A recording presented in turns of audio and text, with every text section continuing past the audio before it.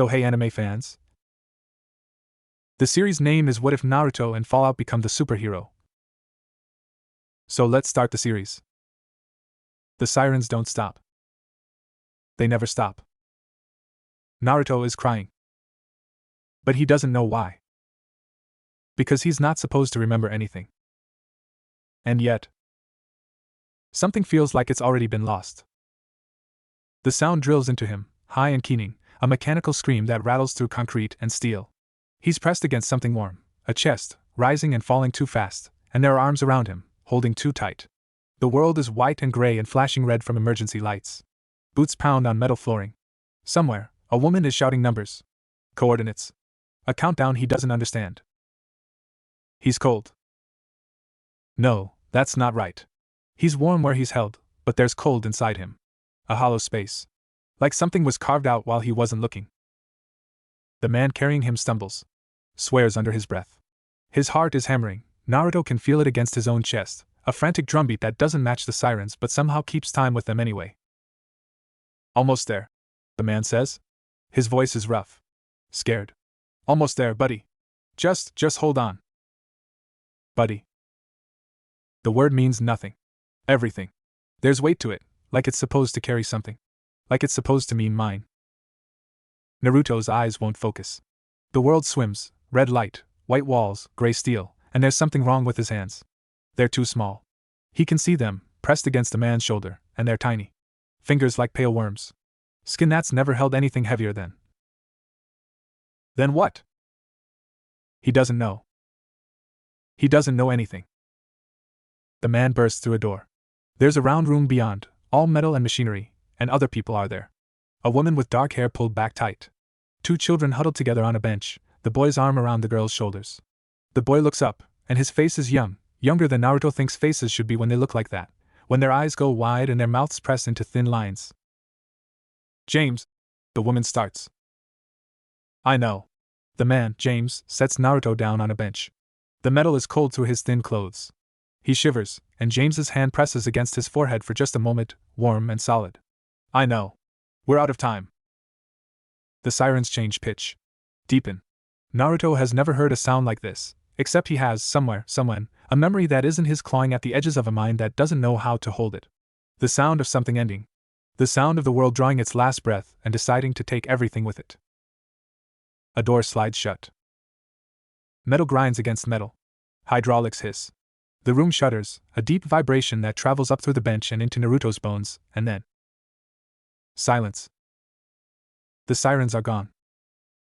The red lights flicker once, twice, then settle into a steady amber glow. The woman exhales, a sound that might be relief or might be something else entirely. The boy on the bench relaxes his shoulders, just barely. The girl, she can't be more than 3 or 4, clutches at her brother's sleeve and doesn't make a sound. Naruto sits very still. His hands are still too small.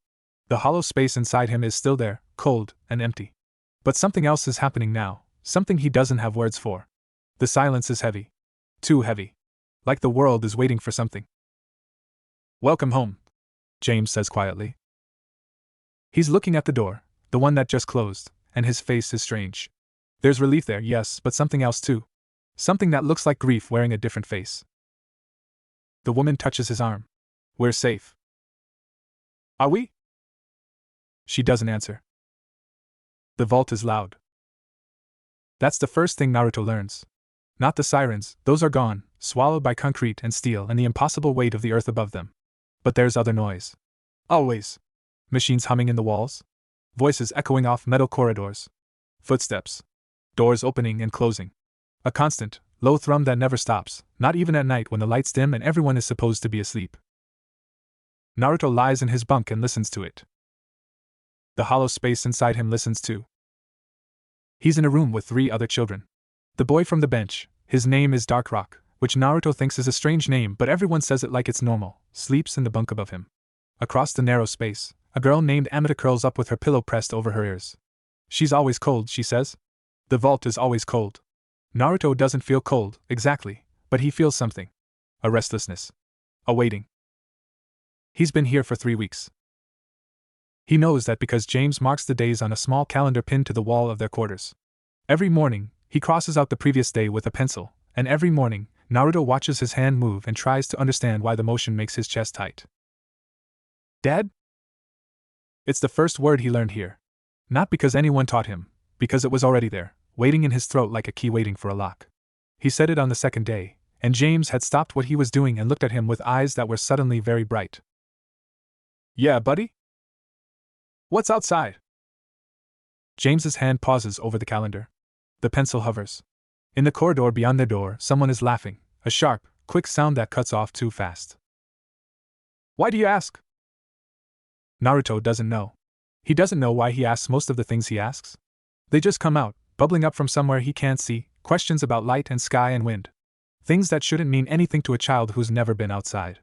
Things that mean everything to a child who can't remember why. I don't know, he says honestly. James sets down the pencil. He kneels, he's tall, James, with broad shoulders and hands that know how to hold things carefully, and looks at Naruto for a long moment. His eyes are brown. Warm. There's something behind them that Naruto can't name, something that looks like waiting. It's broken, James says finally. Outside. It's broken, and it's cold, and it's not safe. That's why we're here. That's why we're all here. Naruto nods. He doesn't understand, but he nods anyway, because James's voice is heavy when he talks about outside, and Naruto knows, somewhere deep, somewhere that hollow space is listening, that heavy things are not for children to carry. Will we ever go out? James's hand comes up to rest on Naruto's shoulder.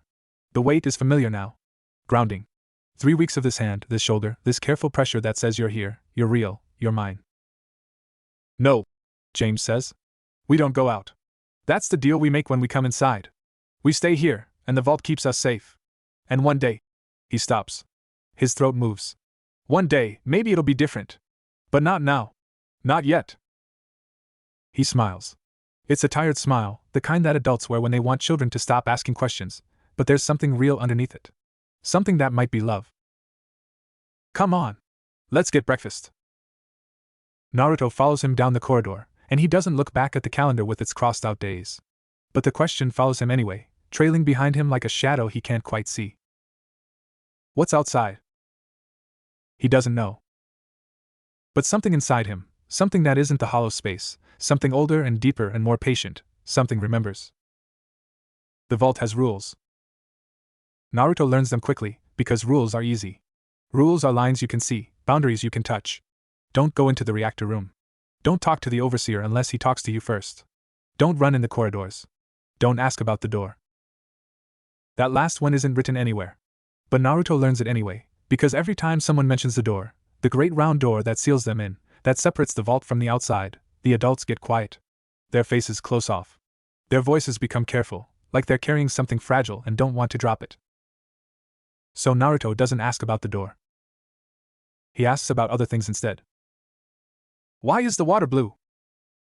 He's 5 years old now, or that's what James tells him, and James is always right about things like that, and he's sitting in the cafeteria, staring at his cup.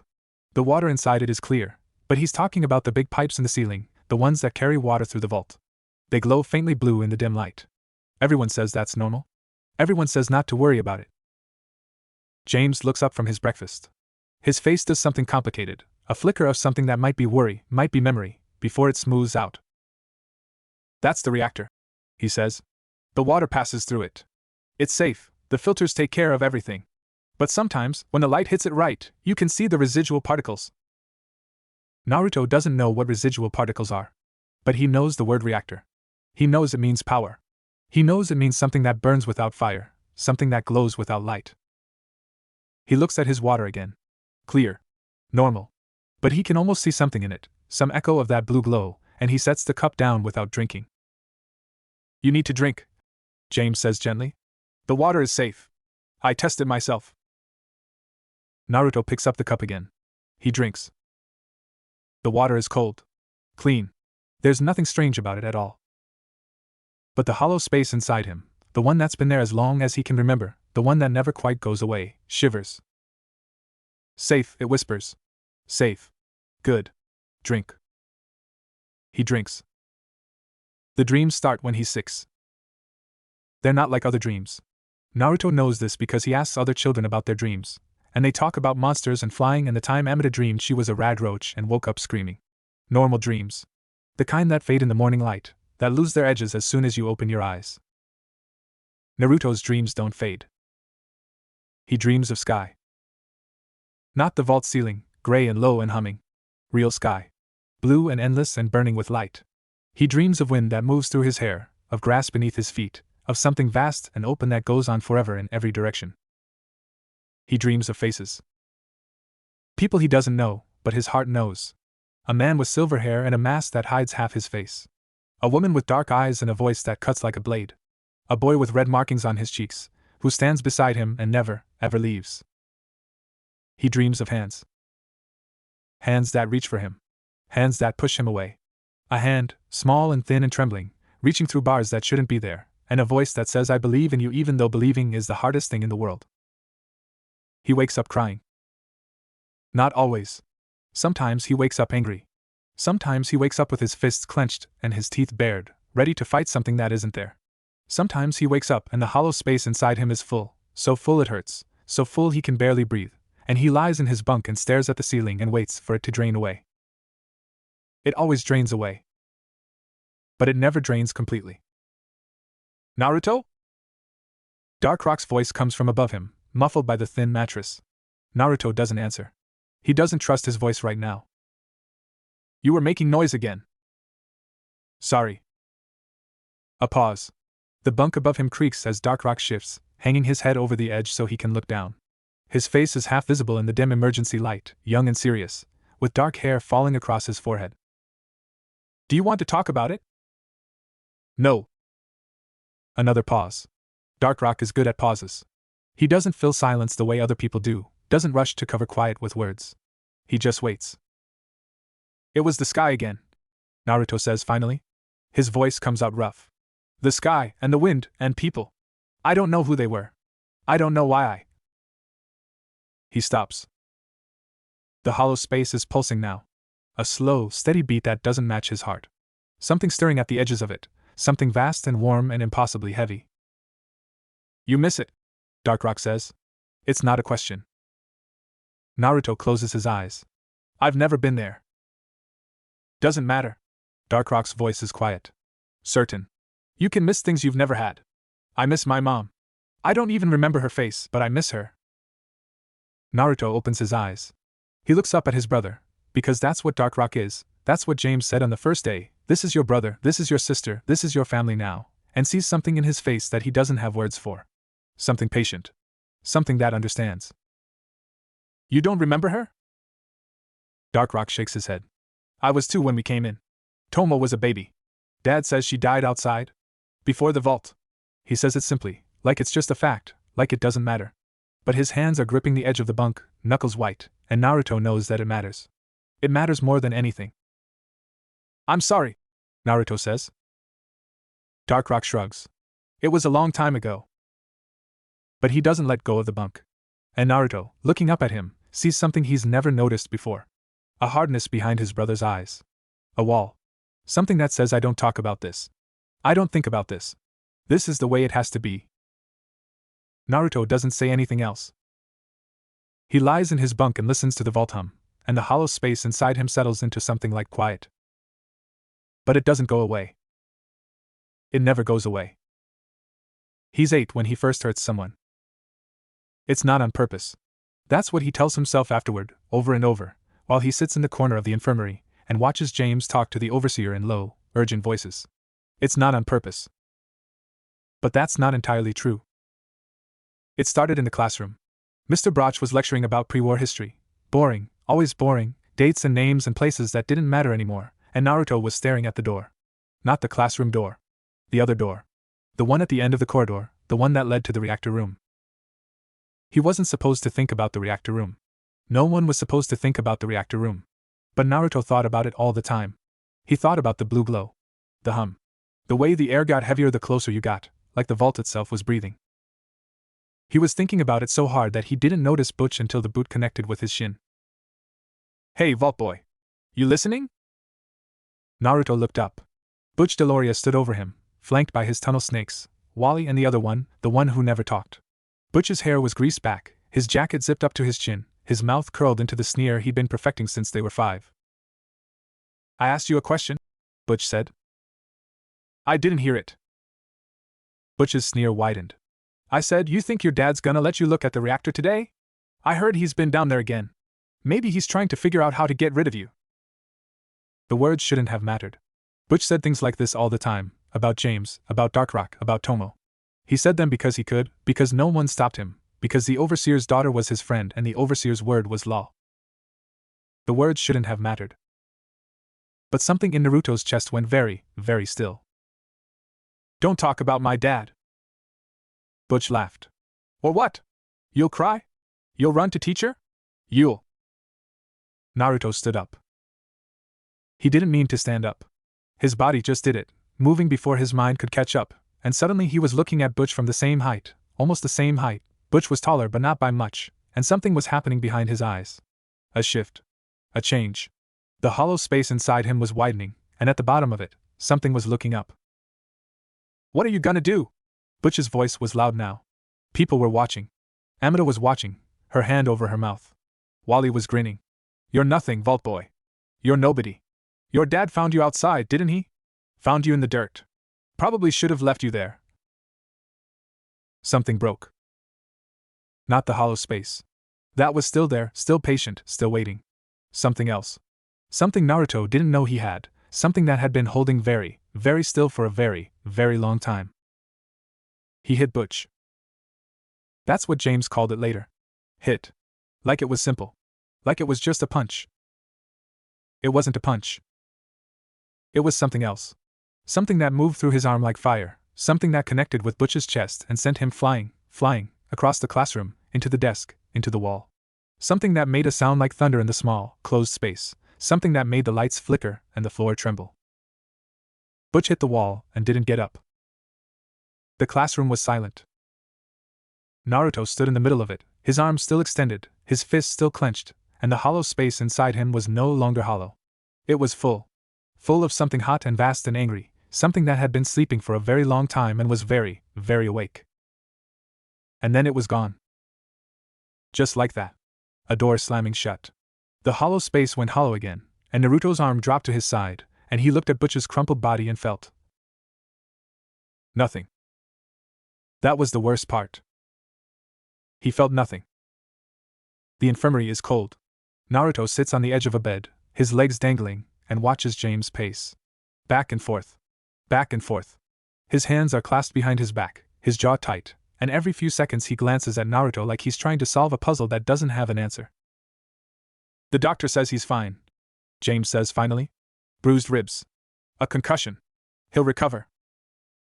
Naruto nods. He says you hit him hard? Harder than a child should be able to hit. Naruto nods again. James stops pacing. He turns to face Naruto, and for a moment, his face is completely open.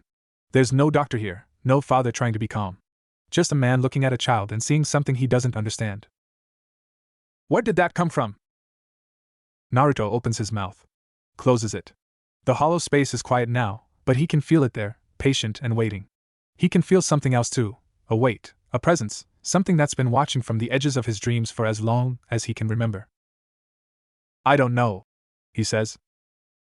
James studies him.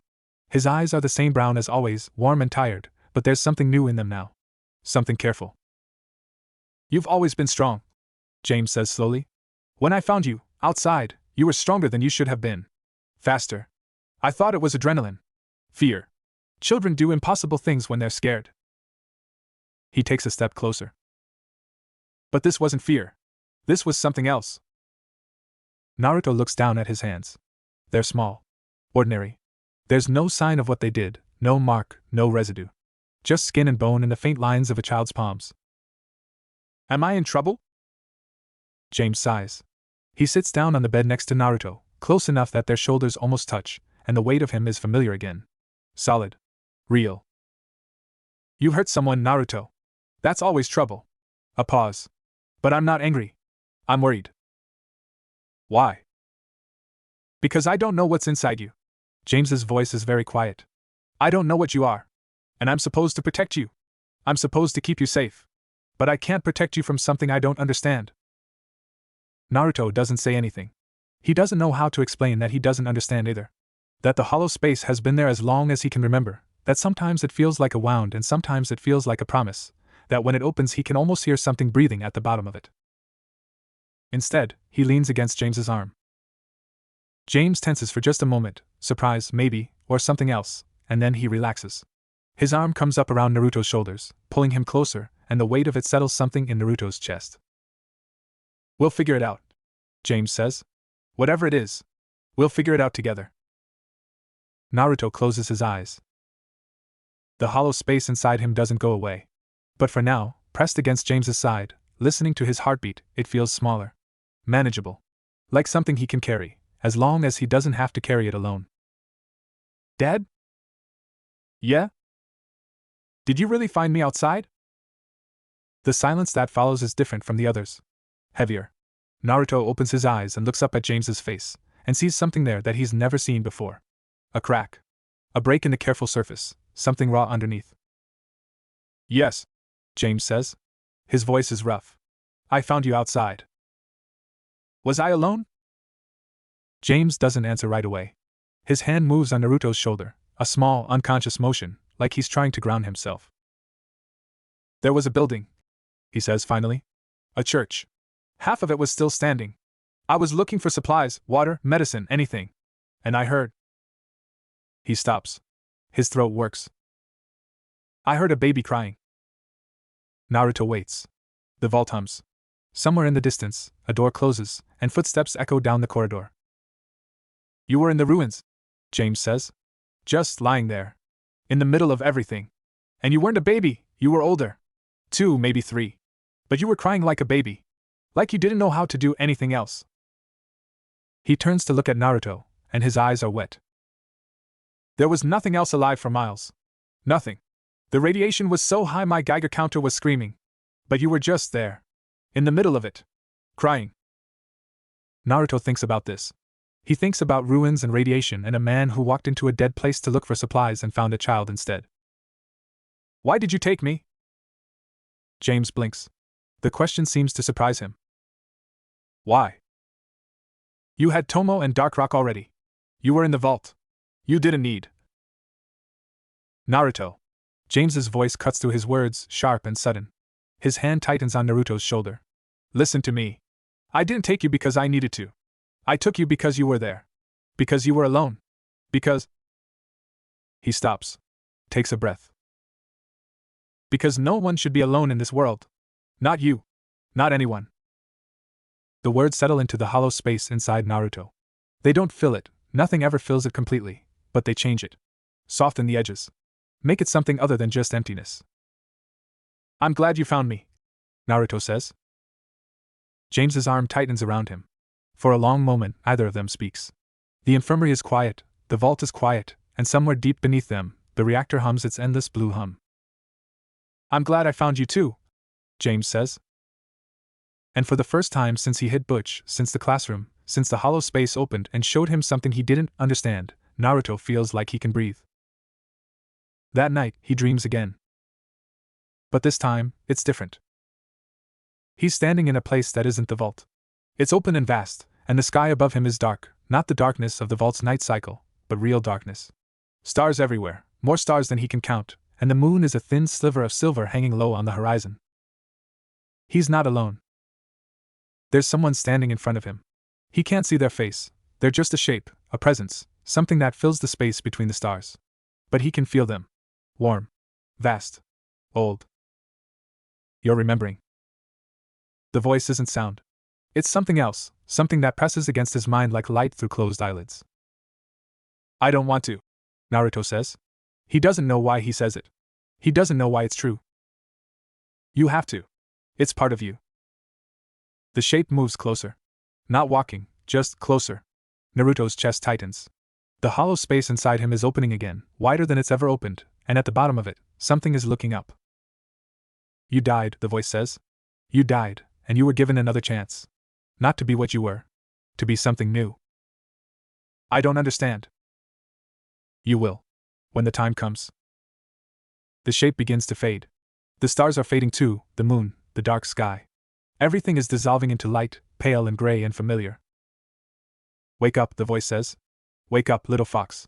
There's work to do. Naruto opens his eyes. He's in his bunk. The vault is humming. Above him, Darkrock's breathing is slow and even, and across the room, Amina has kicked off her blankets again, her small body curled into a tight ball. He lies very still. His hand moves to his chest, to the place where the hollow space lives, and for a moment, just a moment, he swears he can feel something there. A heartbeat that isn't his. A warmth that doesn't come from his body. He closes his eyes. But he doesn't sleep again that night. The vault celebrates birthdays. Not all of them, some are too small, too quiet, too private to mark. But the big ones, the ones that end in 0s or 5s, those get parties in the cafeteria. Streamers made from old medical tape. A cake baked in the mess hall oven, sweetened with whatever sugar rations they can spare. The whole vault gathered around, singing a song that no one quite remembers the words to. Naruto's 10th birthday is one of the big ones. He doesn't want a party. He doesn't say this, because he knows what it costs to throw a party in the vault. He knows about the sugar rations. He knows about the power it takes to run the lights, the water it takes to clean up afterward. He knows that every celebration is a choice, a decision to spend resources on joy instead of survival. He doesn't want them to spend anything on him. But James insists. Tomo insists. Darkrock doesn't say anything, but he's been working on something in the maintenance bay for weeks, something he hides whenever Naruto walks by. So Naruto puts on his clean shirt, the one without stains, the one he only wears for special occasions, and goes to the cafeteria. The room is fuller than he expected. Almost everyone is there. The adults stand in clusters near the walls, cups of water in their hands, talking in low voices. The children run between the tables, shrieking and laughing, and somewhere in the corner, the mess hall radio is playing something scratchy and old, music from before. Tomo spots him first. She's 12 now, tall and serious, with her mother's dark hair and her father's careful eyes. She's been practicing her smile for weeks, trying to get it to look natural, and when she sees Naruto, she uses it. It's not quite right, too wide, too bright, but he loves her for trying. You came, she says. You made me. I know. Her smile softens, becomes something real. Happy birthday, Naruto. She hugs him. Quick and tight, the way she always hugs, like she's afraid someone will see and think she's gone soft. But she holds on for a second longer than usual, and when she pulls back, her eyes are bright. You're 10, she says. That's so old. I'm not old. You're older than you were. She laughs, and it's a good sound, genuine and warm. Come on. Dad's been saving the cake for an hour. He keeps checking it to make sure no one's stolen it. Naruto follows her through the crowd. People touch his shoulder as he passes, say things he doesn't quite hear. Happy birthday, young man. Look how you've grown. Your father must be so proud. He nods and smiles and keeps walking, and the hollow space inside him watches. James is standing by the cake. It's small, the vault doesn't have much in the way of baking supplies, but someone's decorated it with stars made of sugar paste, and there are 10 candles stuck into the top, thin white sticks that flicker in the dim light. James is looking at it with an expression Naruto can't quite read. Pride, maybe? Or something sadder. Dad? James turns. His face does that thing it always does when he sees Naruto, softens, opens, becomes something that looks like sunrise. There you are. He reaches out, pulls Naruto into a hug that's longer than Tomo's, warmer. Happy birthday, son. Son.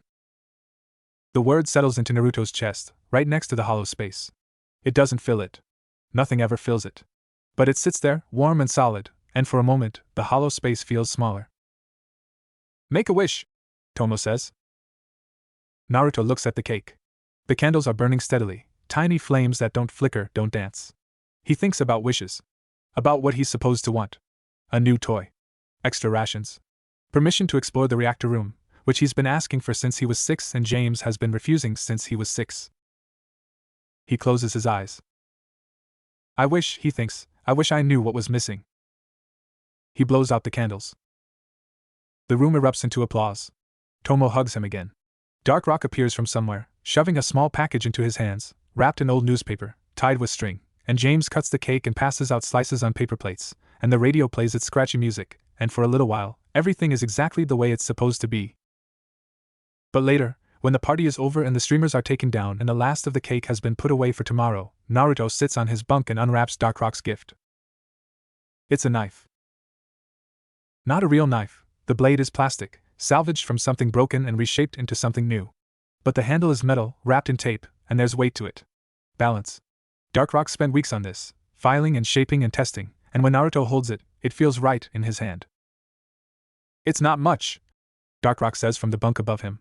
His voice is careful, like he's waiting to be judged. It's perfect. A pause. The bunk creaks. Dad says you shouldn't have it, Darkrock says. He says you're too young. Naruto turns the knife over in his hands. The blade catches the dim light, and for a moment, he sees something in it. Not his reflection, something else. Something older. What do you think? Another pause. Darkrock is good at these, the long silences, the careful weighing of words. He's been good at them since Naruto can remember, like he was born knowing that some things are too heavy to say quickly. I think, Darkrock says slowly, that you're going to need it someday. Naruto looks up at the bunk above him. He can't see Darkrock's face, but he can imagine it, serious, steady, the way it always is when he's saying something he's thought about for a long time. What do you know? I don't know anything.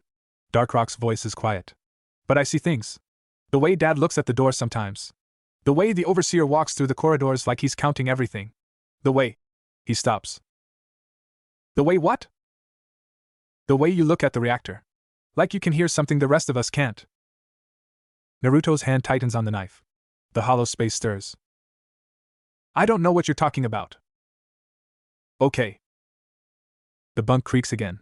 Darkrock settles back into his mattress, and for a while, neither of them speaks. The vault hums its endless hum. Somewhere down the corridor, a door opens and closes. Naruto? Yeah? Whatever's inside you. I'm not afraid of it. Naruto closes his eyes. The knife is cool in his hand, solid and real, and above him, his brother is breathing slowly, evenly, like someone who's said everything he needs to say. He doesn't answer. He doesn't know how. He's 11 when he finds the door. Not the big door, the one that leads outside, the one everyone pretends doesn't exist. A different door. Smaller. Hidden behind a maintenance panel in the reactor room, a place he's not supposed to be, a place he's been sneaking into for months.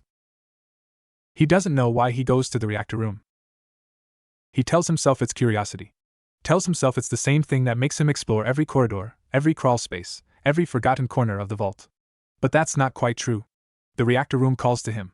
The blue glow of the cooling pipes, the deep hum of the machinery, the way the air gets heavy and thick the closer you get, something about it feels right. Feels like home. He doesn't remember home. But he thinks maybe his bones do. The door is small, too small for an adult, maybe even too small for Darkrock. But Naruto is small too, always has been, and he fits through the gap easily.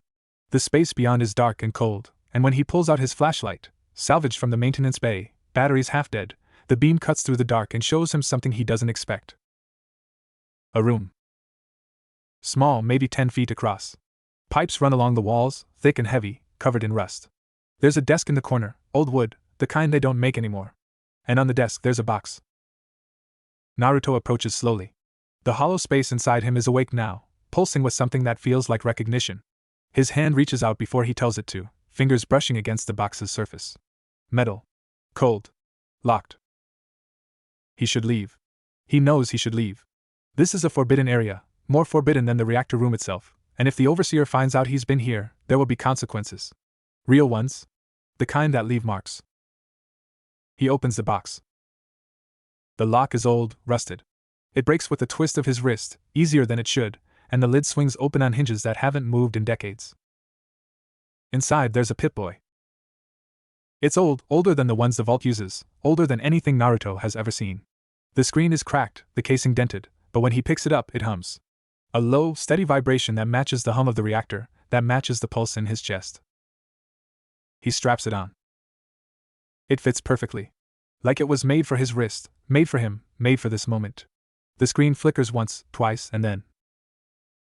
Initializing. The voice is female. Calm. Mechanical. User detected.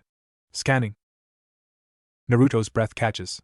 The hollow space inside him is no longer hollow. It's full, so full it hurts, and at the center of it, something is stirring. Something vast and warm and impossibly old. Identity confirmed. Welcome back, Naruto Uzumaki. The screen goes dark. The room is silent. Naruto stands there for a long time, the Pip-Boy heavy on his wrist, and tries to remember how to breathe. He doesn't tell anyone about the Pip-Boy. He doesn't know why. James would understand. James understands everything, always has. But the Pip-Boy is his, and the room was his, and the voice that spoke his name, his real name, not just the name James gave him, but the name he had before, that voice was for him alone. He wears the Pip-Boy under his sleeve. It's smaller than he expected, light enough to hide, and no one notices. No one asks why he keeps his left arm covered. No one looks at him the way they would if they knew. But something changes. The hollow space is different now. Quieter maybe? Or maybe just waiting. It pulses with the same rhythm as the Pip-Boy, a low, steady beat that Naruto feels in his chest, in his throat, behind his eyes. And the dreams change too. He dreams of fire. Not the clean fire of the reactor, the blue-white glow that powers the vault. Wild fire. Orange and red and gold, fire that moves like it has a will of its own, fire that devours everything in its path. He dreams of a voice. Deep. Rumbling. Furious. You're not ready. He wakes up gasping, his sheets soaked with sweat, his hands pressed flat against his chest. For a moment, just a moment, he swears he can feel something moving under his skin. Something alive. Something waiting. You're not going to sleep anymore, are you? Dark Rock's voice comes from above him, soft and sleepy. Naruto doesn't answer. He lies in his bunk and stares at the ceiling and listens to the vault hum. You're thinking about the reactor again. How do you know? I can hear it. Dark Rock's bunk creaks as he shifts. The way you breathe changes. Get slower. Like you're listening for something. Naruto closes his eyes. He thinks about the room behind the maintenance panel. The desk. The Pip-Boy. The voice that said his name like it had been waiting to say it for a very long time. There's something wrong with this place, he says. The words come out before he can stop them. He doesn't know where they came from, doesn't know if they're true, but the moment he says them, he knows they're right. Dark Rock doesn't answer right away. The silence stretches out, long and heavy, and Naruto listens to his brother breathe and wonders if he said too much. I know, Dark Rock says finally. His voice is very quiet. I've known for a while. Naruto sits up. His heart is beating too fast, his hands are shaking, and the hollow space inside him is pulsing with something that feels like fear and excitement, and something else, something older than both. What do you know? A long pause. The vault hums. The Overseer, Dark Rock says. He's been changing things. Protocols. Rules. Dad won't talk about it, but I've seen the logs. He's been restricting access to the reactor. Cutting back on maintenance. And there's... He stops. There's what? There's a room. In the lower level. Dad doesn't know I know about it. But I've seen the Overseer go down there. Late at night. He doesn't come back for hours. Naruto's hands curl into fists. The Pip-Boy is warm against his wrist, and somewhere deep in the hollow space, something is listening. We need to tell Dad. He knows. Dark Rock's voice is bitter. He knows everything. But there's nothing he can do. The Overseer runs the vault. He makes the rules. And if Dad tries to fight him... He doesn't finish the sentence. He doesn't have to. The trouble starts 3 days later. Naruto is in the cafeteria, eating breakfast with Tomo, when the Overseer walks in. He doesn't usually come to the cafeteria. He has his own quarters, his own rations, his own separate space. But today, he walks through the doors like he owns them, his boots loud on the metal floor, and everyone in the room goes very still. James, he says. James is at the counter, pouring coffee into a cup. He doesn't turn around. Overseer. I need to speak with you. Now. James sets down the pot. He takes his time, stirring his coffee, adding sugar, making the Overseer wait. When he finally turns, his face is calm, but Naruto can see the tension in his shoulders, the set of his jaw. About what? The Overseer's eyes narrow. He's a tall man, broad, with gray hair cut short and a face that looks like it's never smiled. His vault suit is immaculate, pressed, the only one in the vault that never has a stain or a tear. The reactor. There's been irregular activity. I need you to take a look. James's coffee cup pauses halfway to his mouth. I ran diagnostics yesterday. Everything was normal. Run them again. The Overseer's voice is flat. Today. Something passes between them. A look, quick and sharp, that Naruto almost misses. James's hand tightens on his cup, and for a moment, Naruto sees something in his father's face that he's never seen before. Fear. Of course, James says. I'll go down after breakfast. The overseer nods. He turns to leave, and for a moment, his eyes sweep across the cafeteria. They land on Naruto, just for a second, and Naruto feels something cold slide down his spine.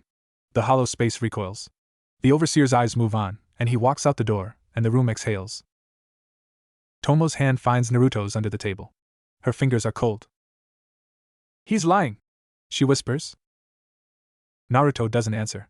He's looking at James, who has set down his coffee cup and is staring at the door with an expression that makes Naruto's chest tight. Tomo, he says quietly, take your brother back to our quarters. Stay there until I come get you. Dad. Tomo. James's voice is sharp. Then it softens. Please. Just stay there. I'll explain everything later. I promise. Tomo's hand squeezes Naruto's. He can feel her trembling, just a little, but her face is calm when she stands up, pulls him to his feet, leads him out of the cafeteria. They don't talk as they walk. The corridors are empty. Everyone is at breakfast, or in their quarters, or wherever they go when the overseer makes an unexpected visit. Their footsteps echo off the metal walls, too loud in the silence, and Naruto keeps his hand in Tomo's and tries not to think about what he saw in James's face. They're almost to their quarters when the lights flicker. Tomo stops. Her grip tightens. Naruto. The lights flicker again. Longer this time. The hum of the vault changes pitch, deepens, becomes something that sounds almost like a groan. The floor vibrates under their feet, a tremor that travels up through Naruto's legs, through his spine, through the hollow space in his chest. And then the sirens start. They're different from the ones in his memory. Louder. Closer. A sound that fills the corridors, fills his head, fills everything until there's nothing else. Tomo screams. He doesn't remember running. He doesn't remember pulling Tomo down the corridor, doesn't remember shoving open the door to their quarters, doesn't remember pushing her inside and slamming the door behind them. He only knows that one moment they're in the corridor and the next they're in the dark, pressed against the wall, and Tomo is crying and the sirens are still screaming, and somewhere deep in the vault, something is breaking. What's happening? Tomo's voice is high, thin. Naruto, what's happening? He doesn't know. He doesn't know anything except the hollow space inside him is wide open now, and at the bottom of it, something is waking up. He looks at his hands. They're shaking. But they're also glowing. Just a little.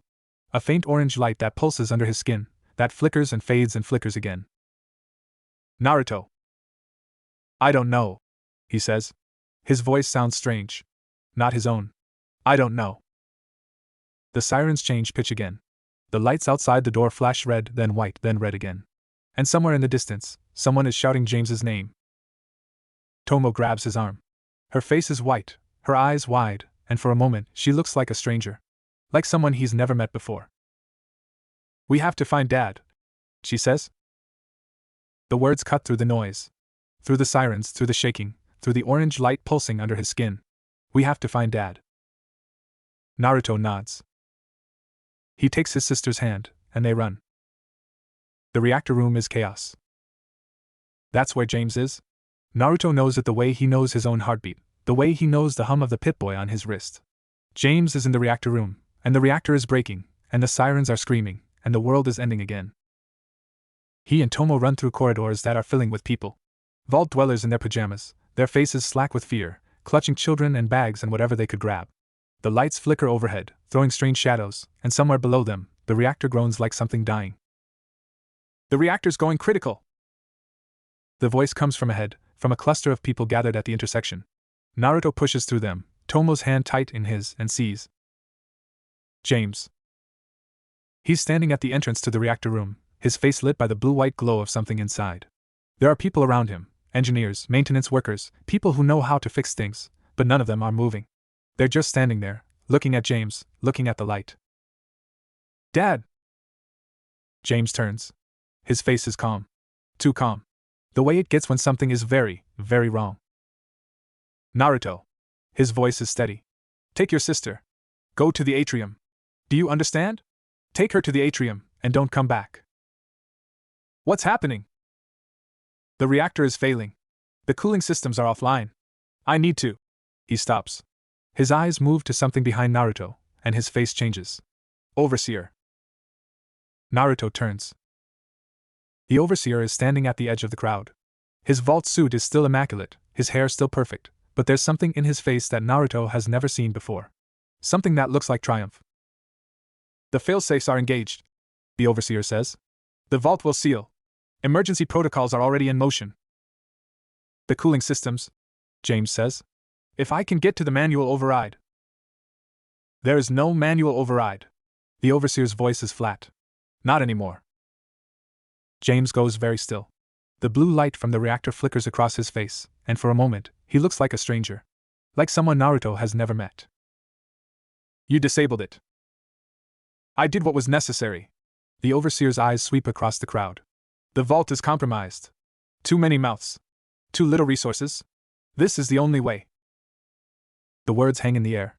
Naruto's mind tries to understand them, tries to put them together, but they don't fit. They don't make sense. You're killing us, Tomo says. Her voice is small. You're killing everyone. The Overseer looks at her. His face doesn't change. I'm saving what can be saved. James moves. Naruto doesn't see it happen. One moment his father is standing still, and the next he's lunging at the Overseer, his hands outstretched, his face twisted into something Naruto has never seen before. But the Overseer is faster. He steps aside, and someone grabs James, holds him back, and the crowd is shouting, and the sirens are screaming, and the reactor is groaning like something dying. And Naruto. Naruto feels something break. Not the reactor. Something inside him. The hollow space that has been with him since the beginning, the emptiness that nothing could fill, the space where something has been waiting for so long. It breaks. And something wakes up. He doesn't remember what happens next. Later, Tomo will tell him that the lights went out. All of them, in the reactor room, in the corridors, in the whole vault. The sirens stopped. The reactor stopped groaning. Everything went silent and dark, and for a moment, no one moved. And then the light came back.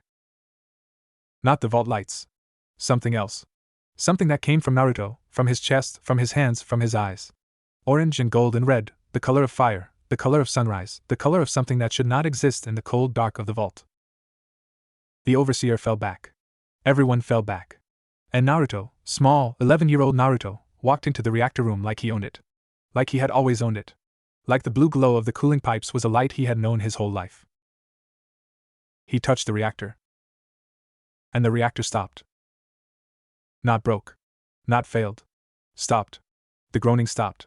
The shaking stopped. The blue light faded to something soft and quiet, and the reactor sat in its housing like a sleeping thing, and Naruto stood in front of it with his hand still pressed against the metal, and when he turned around, his eyes were not his eyes. They were red. Slitted. Ancient. Naruto. James's voice was shaking. Naruto, what? Naruto blinked. The red faded. The orange light under his skin faded. And he was just a boy again, small and scared, with a Pip-Boy on his wrist and a hollow space in his chest that was no longer hollow. We have to go, he said. His voice was not his voice. It was older, wiser, tired. We have to go now. The door opens. No one knows how. One moment it's sealed, the great round door that has kept them safe for decades, and the next it's grinding open, hydraulics hissing, metal screaming, and outside. Outside is the world. Naruto stands at the threshold. The air that rushes in is cold. Thin. It smells like dust and metal and something else, something he doesn't have a name for. The sky above him is gray, flat, endless. There are no stars. There is no sun. Just gray, stretching on forever, and the ruins of something that was once a city. He looks back.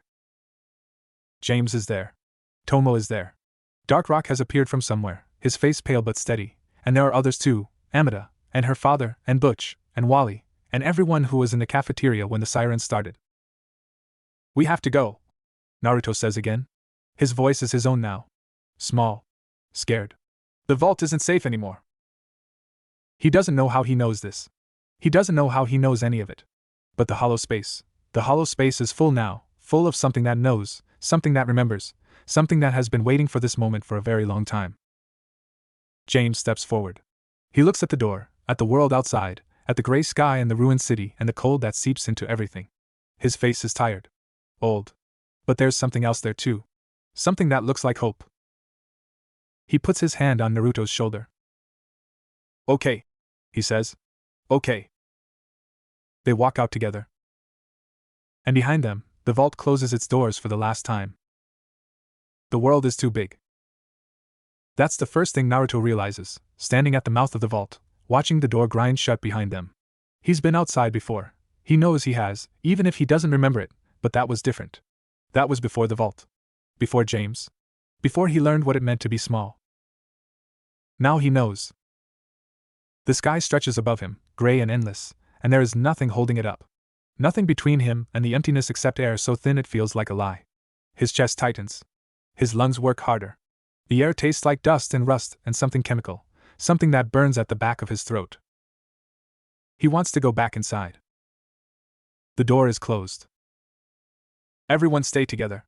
James's voice cuts through the murmuring crowd, steady and calm.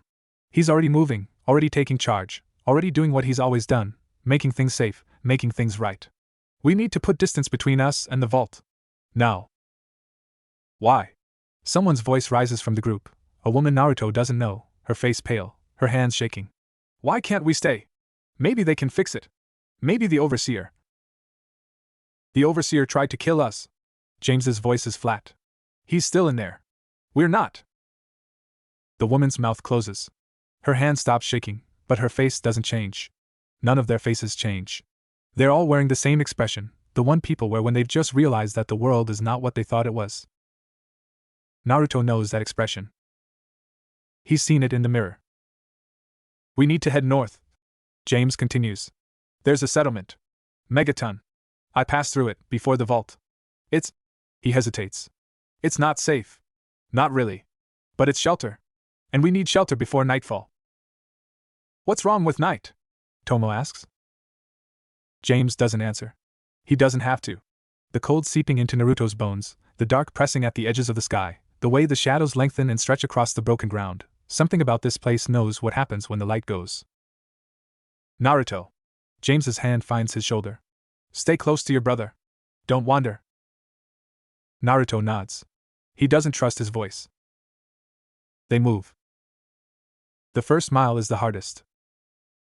Not because of the distance. Naruto has run farther in the vault, chasing Dark Rock through corridors, racing Tomo to the cafeteria. But the vault was flat. Even. Predictable. The wasteland is none of these things. The ground rises and falls in jagged slopes, broken concrete jutting up like teeth from the earth. There are holes everywhere, dark, deep, places where the ground has given way to something underneath. Naruto steps around them carefully, the pit boy heavy on his wrist, and tries not to look down. The group strings out behind James, a ragged line of vault dwellers in clean suits that are already starting to look dirty. Some of them are carrying bags, whatever they grabbed when the siren started. Others carrying nothing. They walk with their arms wrapped around themselves, their eyes fixed on the ground, and Naruto watches them and feels something twist in his chest. They're not ready for this. None of them are ready for this. But they're here anyway, because the alternative was staying in a place that was trying to kill them, and Naruto knows, somewhere deep, somewhere the hollow space is listening, that sometimes the only choice you get is between bad and worse. Naruto. Dark Rock's voice pulls him back. His brother is walking beside him, his face set, his eyes scanning the horizon. There's a pipe in his hand, part of something maybe, broken off and sharpened, and he holds it like he knows how to use it. You're limping. Naruto looks down. His left foot is dragging, just a little, catching on the rubble. He hadn't noticed. I'm fine. You're not. Dark Rock's voice is quiet, matter-of-fact. But that's okay. Just keep moving. They walk in silence for a while. The ground rises again, and Naruto's legs burn with the effort of climbing, his lungs working harder in the thin air. Behind them, someone is crying, a child maybe, or an adult who's forgotten how to be anything else. The sound carries across the wasteland, thin and high, and no one tells them to stop. Where's Tomo? Naruto asks. Up front. With Dad. Dark Rock's jaw tightens. He wants her close. Something in his voice makes Naruto look at him. His brother's face is calm, the way it always is, but there's something underneath. Something that looks like fear. What is it? Dark Rock doesn't answer right away. He's looking at the horizon, at the place where the gray sky meets the gray ground, and his grip on the pipe has gone white-knuckled. "Dad didn't want us to come out here," he says finally. "He never wanted us to see this." "See what?" Darkrok's eyes flick to Naruto. There's something in them that Naruto has never seen before, something old, something tired. "Everything." The sun sets fast. One moment there's light, thin and gray, but light, and the next it's gone, swallowed by the horizon, and the wasteland is dark in a way the vault never was. The vault had emergency lights, always, dim amber glows that pushed back the dark. Here, there's nothing. Just black, pressing in from all sides, and the cold that comes with it. James calls a halt at the edge of a ruined building. It's not much, half a wall, a ceiling that's mostly gone, a floor that's cracked and broken, but it's something. Shelter. A place to put their backs against something solid. "We'll stop here," he says. "Rest until dawn." People collapse where they stand. Some of them are crying now, soft sounds that echo off the broken walls. Others just sit, staring at nothing, their faces blank. Tomo is one of the ones who keeps moving. She's helping an older woman lower herself to the ground, her voice soft, her hands gentle. She looks up when Naruto approaches, and her face is the same as always, careful, controlled, the face she's been wearing since she was old enough to know that someone had to be strong. "How are you doing?" she asks. "I'm fine." She looks at him for a long moment. Then her eyes drop to his left hand, to the sleeve of his jumpsuit, to the place where the Pip-Boy is hidden underneath. "What's that?" Naruto's hand moves instinctively to cover his wrist. Too late. Tomo's eyes are sharp, they've always been sharp, and she's already seen it. "It's nothing." "Naruto. I found it. In the vault." He hesitates. Before everything." Tomo's expression doesn't change, but something in her eyes softens. She reaches out, takes his hand, pulls back his sleeve. The Pip-Boy sits there, dark and quiet, the cracked screen reflecting the faint light from somewhere. "It looks old," she says. "It is." "Does Dad know?" Naruto shakes his head. Tomo looks at the Pip-Boy for a long moment, her thumb brushing across the cracked screen, and then she pulls his sleeve back down. "We'll tell him later," she says. When things are better." She doesn't say if. Naruto notices that. He notices a lot of things about Tomo, the way she says things like they're already true, the way she acts like the world is something that can be fixed if you just try hard enough. It's the same way James acts sometimes. The same way Darkrok acts, when he's not being careful. It's the way people act when they've decided that the alternative is too hard to think about. "Tomo," he says. "What do you remember? About outside?" Her hand stops on his sleeve. For a moment she doesn't move. Then she sits down against the broken wall, pulling him down beside her, and her face goes somewhere far away. "Not much," she says. "I was little. 3 maybe. Dad says I was too young to remember anything, but..." She pauses. "I remember being cold. All the time. And hungry. And there was a sound, this sound that never stopped. Like wind, but heavier. Like something breathing." She looks at him, and her eyes are bright in the darkness. "That's what I remember. The breathing." Naruto doesn't say anything. He thinks about the vault, about the hum that never stopped, about the way he used to lie in his bunk and listen to it, and feel like something was waiting. He thinks about the hollow space in his chest, and the thing that woke up when the reactor started to break, and the way the world felt when he walked out of the vault. Too big, too empty, too much. He thinks about breathing. "I remember the sky," he says. He doesn't know why he says it. The words just come out, the way they always do when Tomo is listening. "I remember it being blue. Not gray. Blue, and there was this light. Warm. On my face." Tomo is quiet for a long time. "That's not the sky anymore," she says finally. "I know. But you remember it." He nods. She reaches out and takes his hand again, her fingers cold, and they sit together against the broken wall and watch the dark press in and wait for morning. He dreams of a fox. It's not a dream, not really. It's something else, something that happens when he closes his eyes and lets the darkness take him, something that feels like falling and waking at the same time. He's standing in a place that isn't a place. There's no ground beneath his feet, no sky above his head, just a vast, empty space that goes on forever in every direction. And in the middle of it, there's a cage. It's huge. Bigger than the vault, bigger than anything he's ever seen. Bars of light and shadow, woven together like threads, and behind them, eyes. Red. Slitted. Ancient. You're finally awake. The voice is the same as before. Deep, rumbling, something that vibrates through his bones and settles in his chest. The hollow space pulses, and Naruto knows in a way that doesn't need words, that this voice has been with him his whole life. Longer. Before the vault. Before James. Before any of it. Who are you? The eyes blink. Slowly.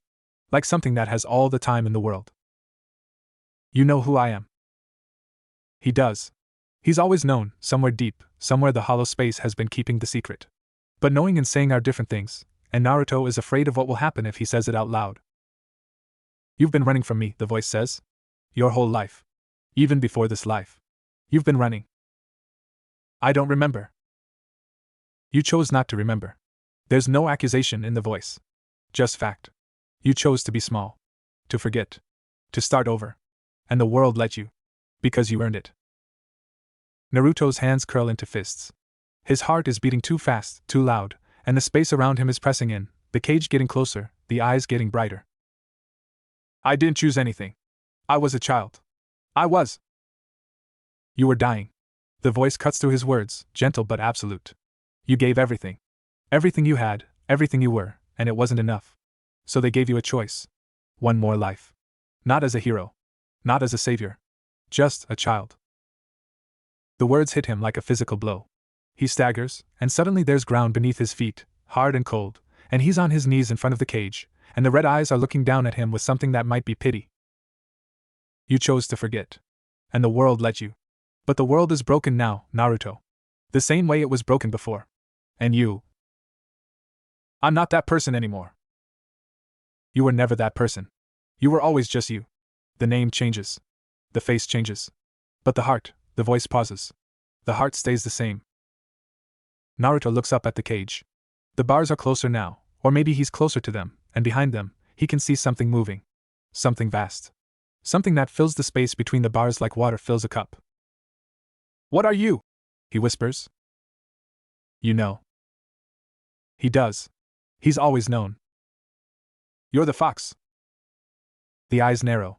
For a moment, nothing moves. Then, slowly, the darkness behind the bars shifts, and something massive presses against the light. Not threatening. Just present. A weight that Naruto can feel in his chest, in his throat, behind his eyes. I was your enemy, the voice says. And your teacher. And your friend. And now. The cage shudders. The bars of light and shadow flicker, and for a moment, Naruto can see something beyond them. Something that looks like fire. Something that looks like sunrise. Now I'm what's left. Naruto reaches out. His hand touches the bars, and they're cold, colder than anything he's ever felt, and the thing behind them is warm, and the two things meet in his palm and he wakes up. It's still dark. The group is scattered around the ruined building, shapes huddled against walls and in corners. Some of them are sleeping. Most of them aren't. Naruto can see eyes open in the darkness, watching, waiting. No one is making noise. No one is moving. There's a tension in the air, a held breath, like something is waiting for them to forget to be afraid. He sits up slowly. His hand is tingling, the same hand that touched the bars in the dream, and there's something warm under his skin that wasn't there before. The hollow space is quiet, but it's not empty. It's full of something he doesn't have words for. Naruto. He turns. Dark Rock is sitting against the wall a few feet away, the pipe across his knees, his eyes fixed on something outside the building. What is it? Something's out there. Naruto follows his gaze. The darkness beyond the broken wall is absolute, no stars, no moon, nothing to break the black. But there's something moving in it. Shapes. Low to the ground. Too many legs. What do we do? Dark Rock's jaw tightens. Wake Dad. Quietly. Naruto moves without thinking. His body knows how to do this, how to move without sound, how to find the shadows, how to be smaller than he is. He doesn't remember learning these things. He doesn't remember needing them. But his muscles remember. His bones remember. James is awake the moment Naruto touches his arm. What? Something's outside. Dark Rock saw it. James is on his feet in an instant, his face shifting from sleep to alert in a heartbeat. He moves to the edge of the building, standing beside Dark Rock, and Naruto watches his father's face go very, very still. Rat scorpions? James breathes. 3. Maybe 4. Naruto doesn't know what rad scorpions are. But he sees the way James's hand goes to his belt, looking for a weapon that isn't there, and he sees the way Dark Rock's grip tightens on his pipe, and he knows that whatever is out there, it's not something they can run from. Everyone stay back, James says quietly. His voice carries to the group, low and steady. Don't move. Don't make noise. The shapes are closer now. Naruto can see them, huge, armored things, their tails curved over their backs, their claws clicking against the broken ground. They're bigger than he expected. Bigger than anything he's ever seen outside of the vault's old pre-war videos. One of them stops. Its head turns, and Naruto can see its eyes, too many, black and glittering, and he knows that it's seen them. It's going to charge. He knows it the way he knows his own heartbeat, the way he knows the hum of the Pip-Boy on his wrist. The thing is going to charge, and James has no weapon, and Dark Rock's pipe won't stop it, and the people behind them are tired and scared and not ready to die. Naruto steps forward. He doesn't mean to. His body just does it, moving before his mind can catch up, and suddenly he's standing in front of the group, in front of his father, in front of his brother, and the rat scorpion is looking at him with its too many eyes, and he is very, very small. Naruto! James's voice is sharp, urgent. Get back! He doesn't move. The rat scorpion charges. And something in Naruto's chest opens. It's not like the vault. Not like the reactor, when he was scared and desperate, and the thing inside him reached out to save them. This is different. This is slower. This is a door opening, not a door breaking. The hollow space widens, and the thing at the bottom of it rises, and Naruto's hands come up in front of him and the rat scorpion stops. It doesn't slow down. Doesn't hesitate. It just stops, 3 feet away from Naruto, its claws raised, its tail arched, and it doesn't move. The others stop too. They stand in the darkness like statues, their eyes fixed on Naruto, and there is something in their posture that looks like fear. They're afraid of him. The hollow space pulses. The thing inside it pulses with it, and Naruto can feel it now, what it is, what it's always been. A presence. A weight. Something that was old before this world was born, something that has been waiting in the dark of his chest for a very long time. They know, the voice whispers. They know what you are. What you carry. The rat scorpions turn. All of them, at once, moving as one creature, and they scuttle back into the darkness and disappear. Silence. No one moves. No one breathes. Naruto stands in front of the ruined building with his hands still raised and the hollow space still open, and behind him, his family is looking at him like they've never seen him before. Naruto. James's voice is very quiet. What just happened? Naruto lowers his hands. The hollow space closes slowly, like a door that doesn't want to shut, and the presence at the bottom of it settles back into waiting. I don't know, he says. He's lying. But he doesn't know how to tell the truth. They don't sleep again that night. The group huddles together in the ruined building, watching the darkness, waiting for something to come back. Nothing does. But the fear doesn't leave. It settles into them, into their bones, into the spaces between their breaths, and when the sun finally rises, thin and gray, the same as yesterday, they look at each other with eyes that have seen something they can't explain. James doesn't ask Naruto about what happened. He looks at him, sometimes, when he thinks Naruto isn't watching. His face is careful, the way it gets when he's trying to solve a problem, but there's something else there too. Something that looks like recognition. They walk again. North, toward Megaton, toward whatever safety might be waiting. The group is smaller now, not because anyone left, but because they've started to move differently. Some of them walk closer to Naruto than they did before. Some of them walk farther away. He notices both, and he doesn't know which one is worse. Tomo walks beside him. She doesn't say anything, but her hand finds his, and she doesn't let go. Dark Rock walks ahead, the pipe still in his hand, his eyes still scanning the horizon. He doesn't look back at Naruto. But he doesn't look away from him either, and somehow, that's the same thing. They walk for hours. The ruins get denser as they go, buildings that were once tall, now nothing but skeletons, their windows empty, their walls crumbling. There are cars on the roads, rusted and crushed, and skeletons in the seats, and Naruto looks at them and feels something he can't name. This was a city, he thinks. People lived here. People walked these streets. And now there's nothing. Just dust and rust and the wind that never stops. Almost there. James's voice cuts through the silence. He's standing at the top of a ridge, looking down at something, and when Naruto reaches him, he sees it. A settlement.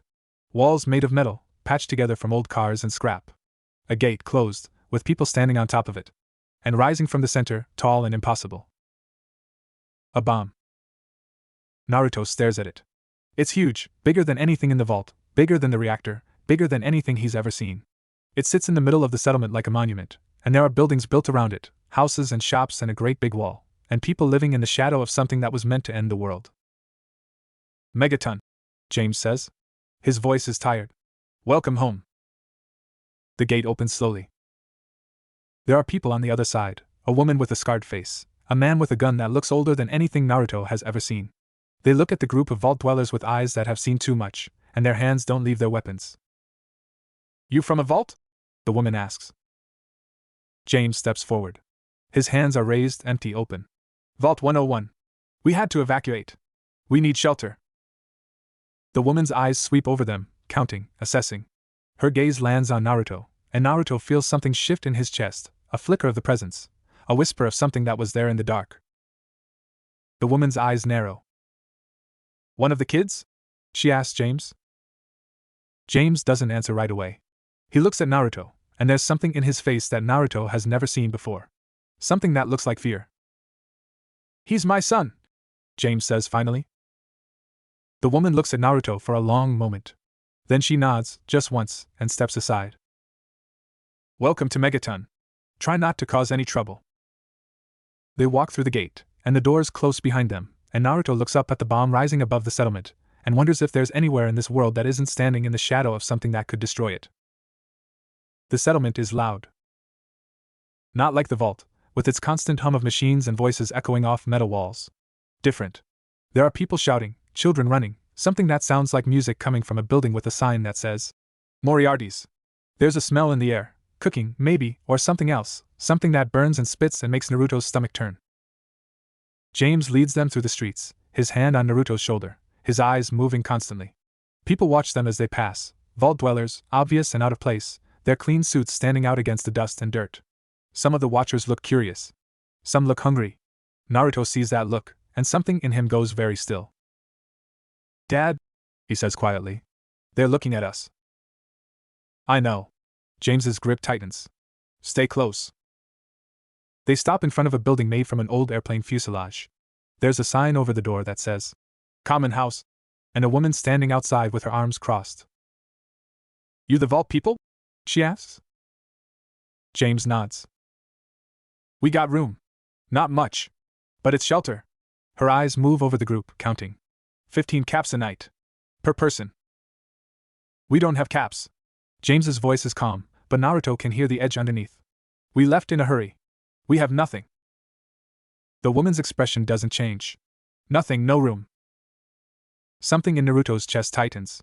The presence stirs, not the way it did with the rat scorpions, not angry, just aware. Watching. Waiting. My father was a doctor, James says. I'm a doctor. We can work. Trade. Whatever you need. The woman looks at him for a long moment. Then her eyes move to the group again, to the children huddled together, to the adults with their empty hands and empty faces. One night, she says finally. Free. Tomorrow, you work or you leave. James nods. Thank you. The woman steps aside, and they file into the building, and Naruto is the last one through the door. He stops at the threshold, looks back at the woman, and for a moment, just a moment, he sees something in her face that wasn't there before. Fear. She's looking at him the way the rat scorpions looked at him. The way some of the vault dwellers looked at him, after the reactor. The way people look at things they don't understand, things that might be dangerous. He looks away. He walks inside. The room is big. Not big like the vault's atrium, but big enough for all of them, with bunks stacked against the walls and a fireplace in the center that someone has already lit. The heat hits Naruto's face, and for a moment, he can't move. He just stands there, feeling the warmth, and something in his chest that has been cold since they left the vault starts to thaw. This is nice, Tomo says beside him. Her voice is small. This is really nice. Dark Rock is already moving, checking the windows, the doors, the corners.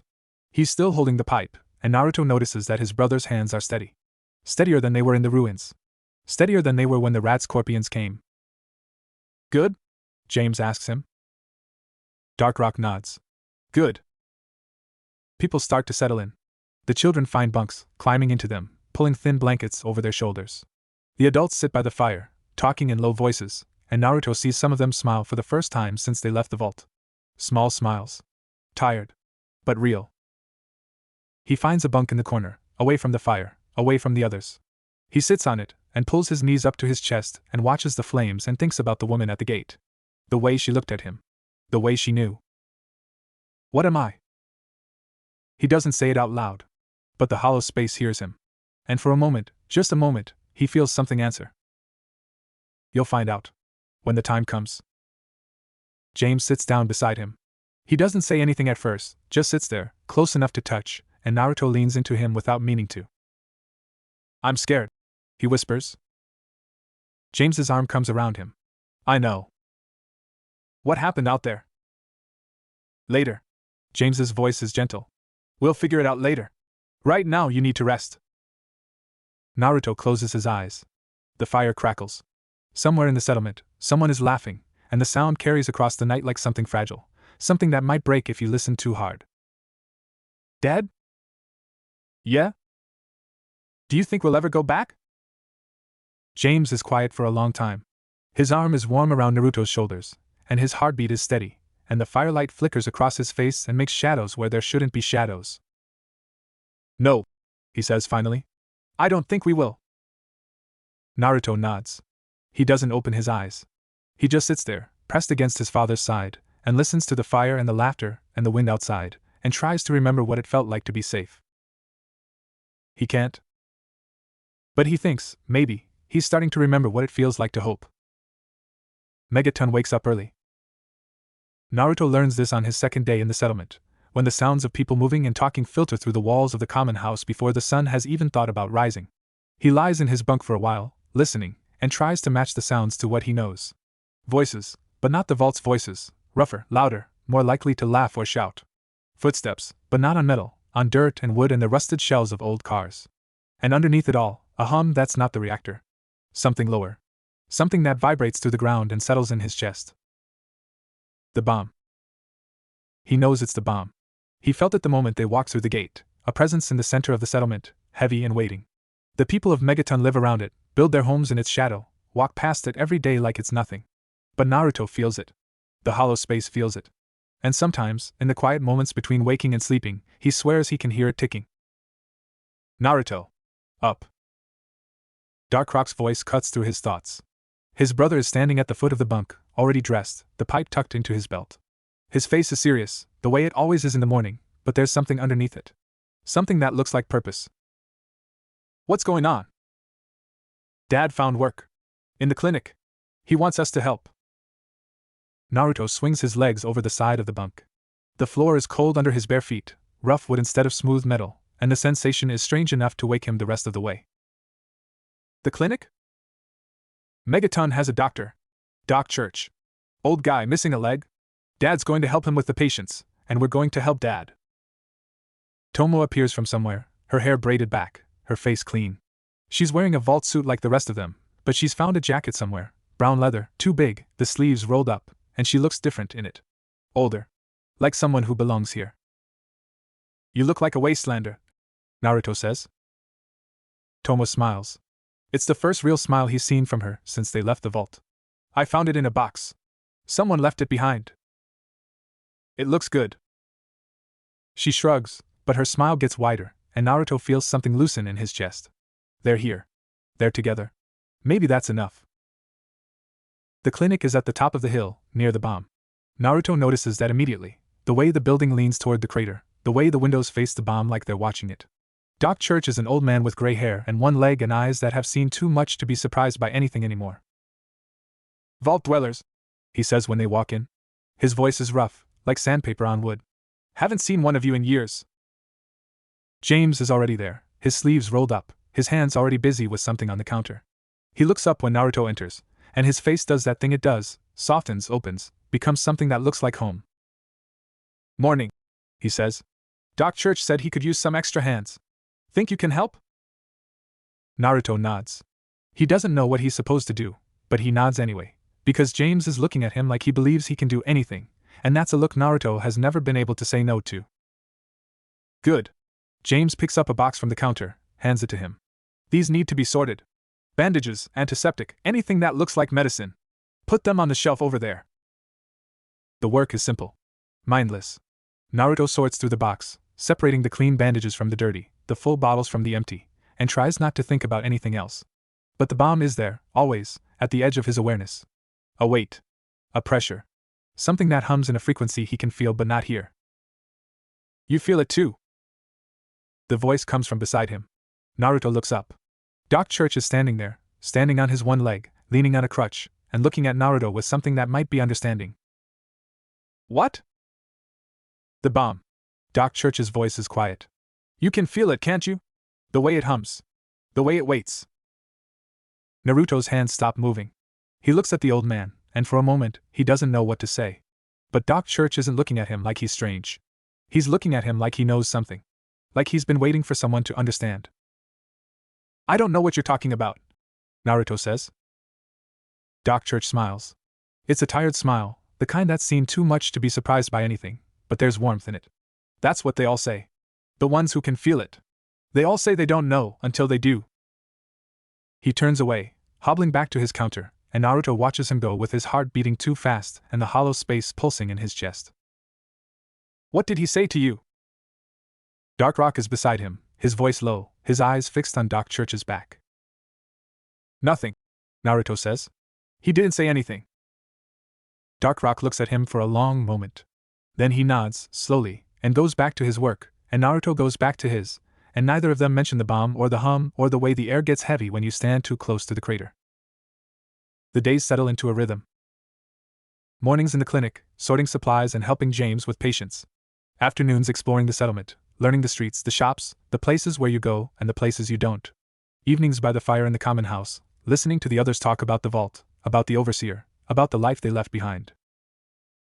Naruto doesn't talk much. He listens. He watches. He learns. Megaton is a strange place. People live in houses made from airplane parts and old cars, their walls patched with scrap metal and prayers. They trade in bottle caps. Naruto doesn't understand this at first, but James explains that caps are money now, the only currency anyone trusts. They have a sheriff, a man named Lucas Sims who wears a hat that looks older than anything in the vault and carries a gun that makes Naruto's chest tight just looking at it. They built this place from nothing, James says one night, when Naruto asks him why anyone would live next to a bomb that could still go off. After the bombs fell, after everything ended, people came here because there was nowhere else to go. They built walls. They made a home. And when they found the bomb, they decided to stay. Because leaving would mean giving up. And they'd already given up enough. Naruto thinks about this. He thinks about the vault, about the way they built a life underground, pretending the world outside didn't exist. He thinks about the overseer, and the reactor, and the way safety can become a cage if you let it. Is the bomb going to explode? James doesn't answer right away. He's looking at the fire, at the flames that dance and flicker, and his face is the same face he wore when Naruto asked him about the sky. No one knows, he says finally. The people here, they say it's stable. That it's been stable for 200 years. But, he stops. His jaw tightens. But nothing that powerful stays quiet forever. Naruto looks at the fire. He thinks about the hum he feels in the center of the settlement, the weight, the waiting. He thinks about the hollow space in his chest, and the thing that lives there, and the way it stirs when he gets too close to the bomb. What if it does explode? What happens to everyone here? James's hand finds his shoulder. Then we leave. We find somewhere else. We keep going. Where would we go? James doesn't answer. He doesn't have to. Naruto knows that there's nowhere to go. Not really. Not in this world. There's just Megaton, and the ruins, and the vault they can't go back to, and somewhere in the distance, a place called the Citadel that James mentions sometimes, when he thinks no one is listening. Dad? Yeah? Naruto hesitates. The question is there, on his tongue, the one he's been wanting to ask since they left the vault. But he's afraid of the answer. Afraid of what it might mean. Who was I? Before you found me? James's hand tightens on his shoulder. For a moment he doesn't move, doesn't breathe.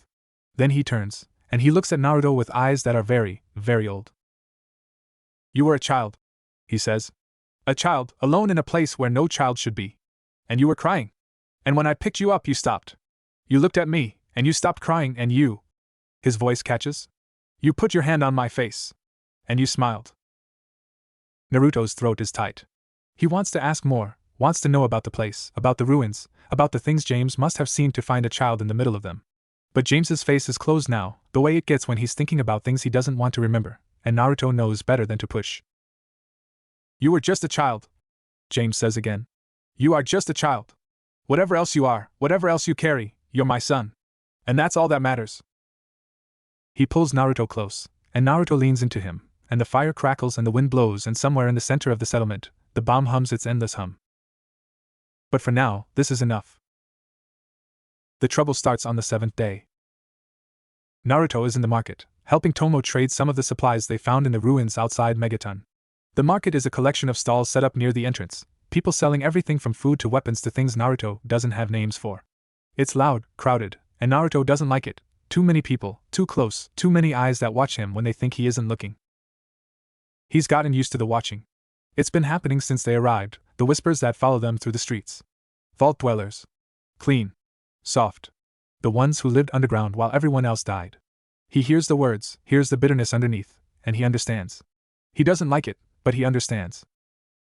But today, the watching is different.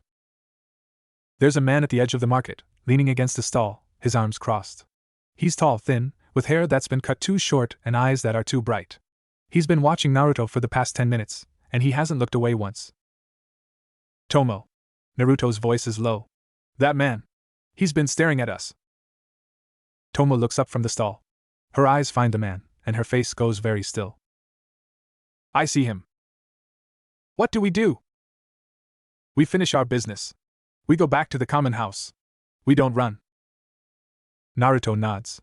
He finishes the trade, caps for the supplies, the same transaction they've made a dozen times before, and takes Tomo's hand, and they walk back through the market with their heads up and their eyes forward and their hearts beating too fast. The man follows. Naruto knows without looking. He can feel it, the way he felt the rat scorpions in the dark, the way he feels the bomb humming in the center of the settlement. A presence. A weight. Something that has decided to pay attention to them. They're almost to the common house when the man calls out. Hey! Vault Kid! Naruto stops. Tomo's hand tightens on his, and he can feel her shaking, just a little, but her face is calm when she turns. Can we help you? The man smiles. It's not a nice smile. Maybe. I heard about you. The Vault people. The ones who showed up with nothing. His eyes move to Naruto. Heard there's something special about the little one. Naruto's chest tightens. The hollow space stirs. I don't know what you're talking about, Tomo says. Her voice is steady, but Naruto can hear the edge underneath. We're just looking for work. Trying to get by. The man's smile doesn't change. That's what they all say. But I heard different. I heard there was trouble at the vault. Something about a reactor. Something about a boy who made it stop. He steps closer, and Naruto feels the hollow space pulse, feels the presence at the bottom of it lift its head. I'm not looking for trouble, Naruto says. His voice comes out steadier than he expected. I just want to be left alone. The man laughs. It's a short, ugly sound. Left alone. You think anyone leaves anything alone out here? You think this is the Vault Kid? Where everyone pretends the world doesn't exist? He reaches out, and his hand closes on Naruto's arm, and Naruto is somewhere else. He's standing in a place that isn't a place, and the man is gone, and the market is gone, and Tomo is gone. There's just him, and the hollow space, and something else. Something that has been waiting. You're afraid. The voice is the same. Deep, rumbling, something that vibrates through his bones. Yes. Good. Fear keeps you alive. I don't want to hurt him. You won't. But you need to show him. Show him what you are. I don't know what I am. The presence shifts. The hollow space opens, wider than it's ever opened, and for a moment, Naruto sees something at the bottom of it. Something vast. Something terrible. Something that is him and isn't him, that has been with him since before he was born, that will be with him after he dies. Show him. Naruto opens his eyes. The man is still holding his arm, but his face has changed. The smile is gone. There's something else there now, something that looks like fear. Let go, Naruto says. His voice is not his voice. It's deeper. Older. There's something in it that wasn't there before, something that makes the man's hand fall away like he's been burned. The man stumbles back. His face is white, his eyes wide, and he's looking at Naruto like he's seen something impossible. What are you? Naruto doesn't answer. He takes Tomo's hand, and he walks away, and he doesn't look back. He doesn't tell James what happened. He doesn't tell anyone. But that night, when the common house is quiet and everyone else is asleep, he sits by the fire and stares at his hands and tries to understand what's happening to him. The Pip-Boy is warm on his wrist. He's never taken it off, not since he found it in the reactor room, and now it feels like part of him. An extension of something he doesn't have words for. He touches the screen. It flickers to life, showing him readings he doesn't understand, numbers that climb and fall and climb again. Radiation levels. Heart rate. Something called biometric anomaly, that flashes red every few seconds. What are you? He whispers. The screen flickers. For a moment, the numbers disappear, replaced by something else. A symbol. A spiral. 9 lines curving inward, meeting in the center. He's seen it before. In his dreams. In the hollow space. In the eyes of the thing that lives there. The symbol fades. The numbers come back. The Pip-Boy goes dark. Naruto sits by the fire and watches the flames and tries to remember something he's not sure he ever knew. The dreams come again that night. He's standing in the place that isn't a place, and the cage is there, and the eyes are there, and the thing behind the bars is watching him with something that might be patience. You're learning, it says. I don't want to learn. I want to be normal. You were never normal. Not in this life. Not in any life. Then what am I supposed to do? The cage shudders. The bars of light and shadow flicker, and for a moment, Naruto can see what's behind them. A face. Not a fox's face, something else. Something that looks almost human, almost kind, almost something he can recognize.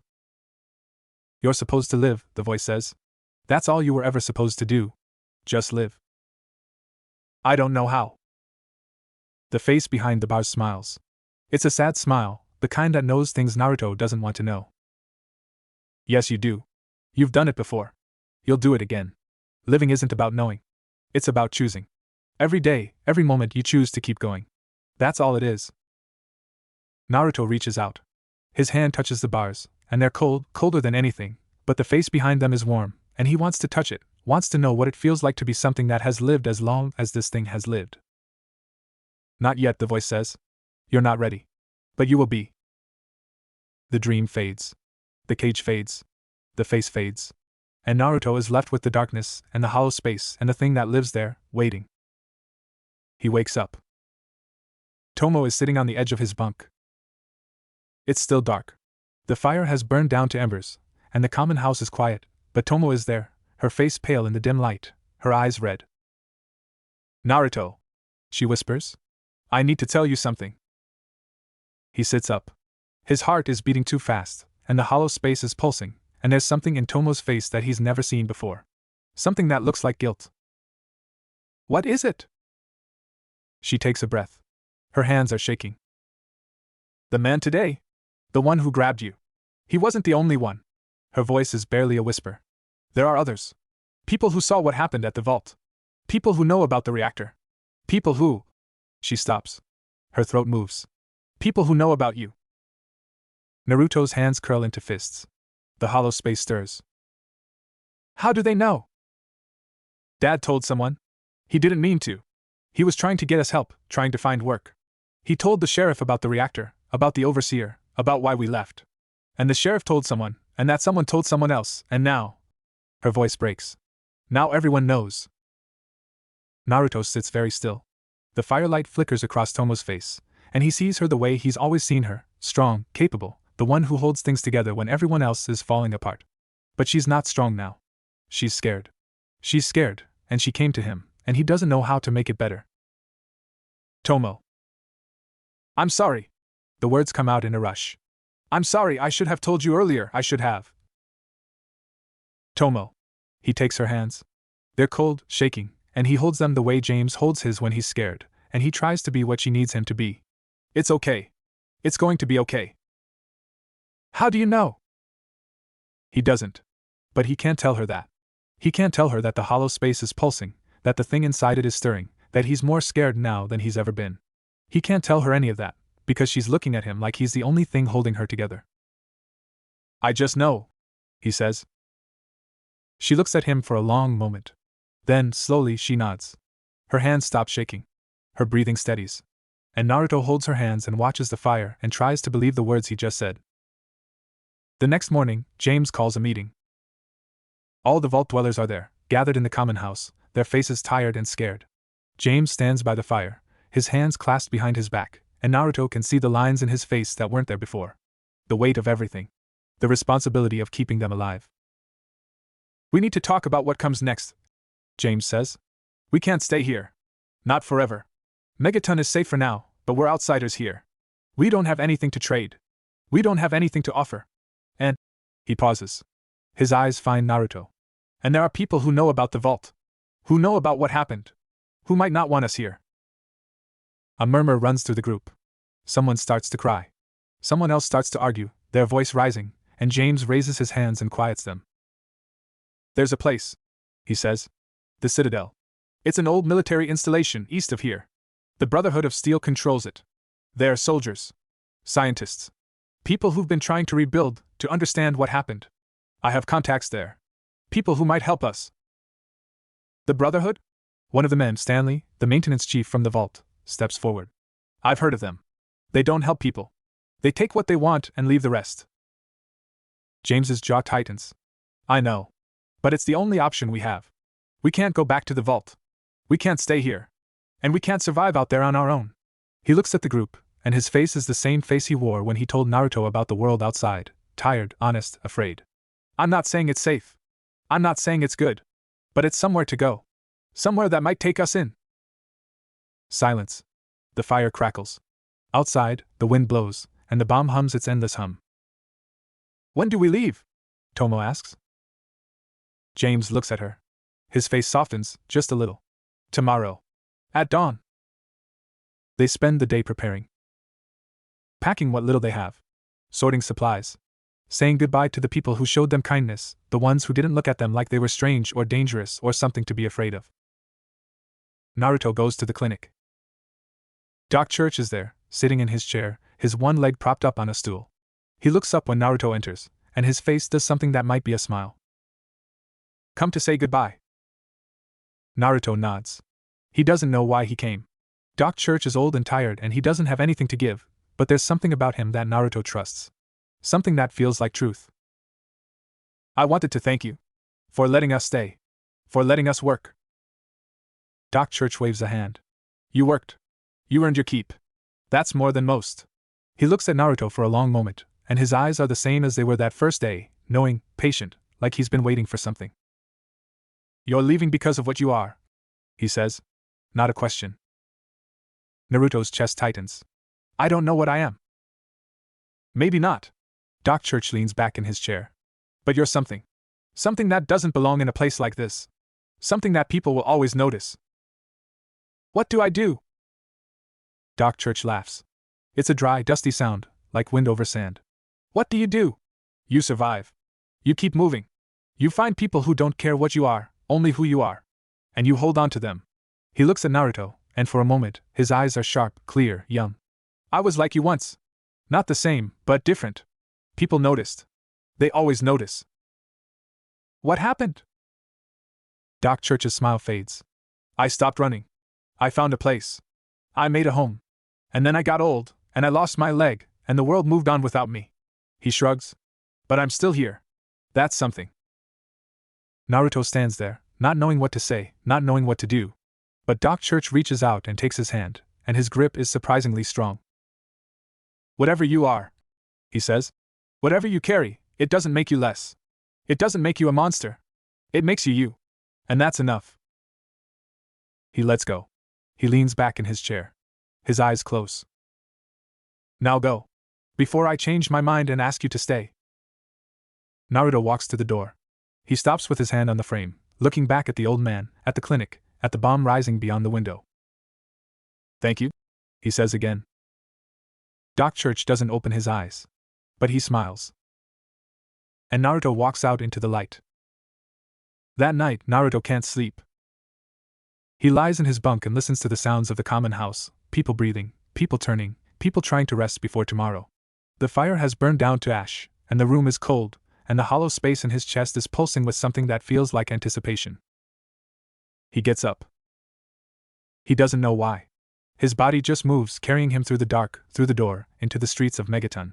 The settlement is quiet at night, not sleeping, never sleeping, but quiet. There are guards on the walls, their silhouettes dark against the gray sky, and there are lights in some of the windows, candles and lanterns and the faint glow of old electronics. He walks. His feet carry him through the streets, past the shops and the houses, past the saloon and the water processing plant. They carry him up the hill, toward the crater, toward the bomb. He stops at the edge. The bomb is huge. Bigger than he remembered, bigger than it seemed from a distance. It sits in the center of the crater like a monument, its metal skin rusted and pitted, its fins bent and broken. There's a walkway around it, built from old scaffolding, and a man standing at the edge, looking down at something. Naruto doesn't mean to approach. But his feet carry him forward, and the man looks up, and Naruto sees that it's the sheriff, Lucas Sims, with his old hat and his old gun and his face that's seen too much to be surprised by anything. "Can't sleep?" Sims asks. Naruto shakes his head. Sims nods. He looks back at the bomb, and there's something in his face that Naruto recognizes. Something that looks like grief. "You feel it, don't you?" Sims says. "The hum. The waiting. Everyone who lives here feels it, after a while. You learn to live with it. You learn to ignore it." He pauses. "But you're not ignoring it." Naruto steps closer. The bomb is right there, close enough to touch, and the hum is louder here, deeper, something that vibrates through his bones and settles in his chest. "What would happen if it went off?" he asks. Sims doesn't answer right away. He looks at the bomb, at the rust and the pitting and the ancient metal, and his face is very, very tired. "Everything ends," he says finally. "The settlement. The people. Everything for miles. That's what it was made to do. That's what it's waiting to do." "Then why do you stay?" Sims looks at him. His eyes are the same as Doc Church's, old, knowing, patient. "Because leaving would mean giving up," he says. "And I gave up enough when the bombs fell. We all did." He turns away, walking back toward the settlement, and Naruto is alone with the bomb. He stands there for a long time. The hum vibrates through him, through the hollow space, through the thing that lives there. And for a moment, just a moment, he reaches out. His hand touches the bomb. It's cold. Colder than the vault, colder than the wasteland, colder than anything he's ever felt. But underneath the cold, there's something else. Something that feels like fire. Something that feels like power. Something that feels like death. The voice is not the fox. It's something else. Something that's been waiting in the bomb the same way the fox has been waiting in him. He pulls his hand back. The bomb hums. The hollow space pulses. And Naruto turns and walks back to the common house, and he doesn't look back. Dawn comes gray and cold, the same as every dawn. The vault dwellers gather at the gate, their bags packed, their faces set. James is at the front, talking to Sims, and Naruto sees the sheriff press something into James's hand, caps, maybe, or supplies, or something else that might keep them alive a little longer. Tomo is beside Naruto, her hand in his, her face calm. Dark Rock is on his other side, the pipe in his belt, his eyes scanning the horizon. "You ready?" Dark Rock asks. Naruto looks back at Megaton. At the walls made of scrap, at the houses made of old cars, at the bomb rising above everything, waiting. "No," he says. "But let's go anyway." The gate opens. The wasteland stretches out before them, gray and endless, full of things that want to kill them and things that want to use them and things that don't care either way. James leads them forward. Tomo's hand is warm in Naruto's. Dark Rock's footsteps are steady beside him. And Naruto walks into the wasteland, and the hollow space in his chest is full, and somewhere deep inside him, the fox is watching. "Just live," it says. Naruto takes a breath. He walks. The wasteland doesn't change. That's the first thing Naruto learns about the road. It's always the same, gray sky, brown earth, ruins that rise and fall in endless waves. You walk for hours, for days, and nothing changes. The sun doesn't come out. The wind doesn't stop. The ground under your feet is always broken, always treacherous, always trying to turn your ankle or cut your skin or swallow you whole. But the people change. Naruto watches them over the first 3 days. The vault dwellers who were strong in Megaton are weak here, their bodies not used to the distance, the cold, the constant fear. The ones who were quiet find their voices, talking to each other in low murmurs that carry across the wasteland. The ones who were loud go silent, their eyes fixed on the horizon, their hands never far from weapons they don't know how to use. James walks at the front. He's been this way since they left Megaton, leading, always leading, his face set, his eyes scanning. He doesn't talk much. He doesn't have the breath for it. But sometimes he looks back, finds Naruto in the group, and nods. Just a nod. Small. Quick. But Naruto feels it every time, the way it settles something in his chest, the way it says I see you.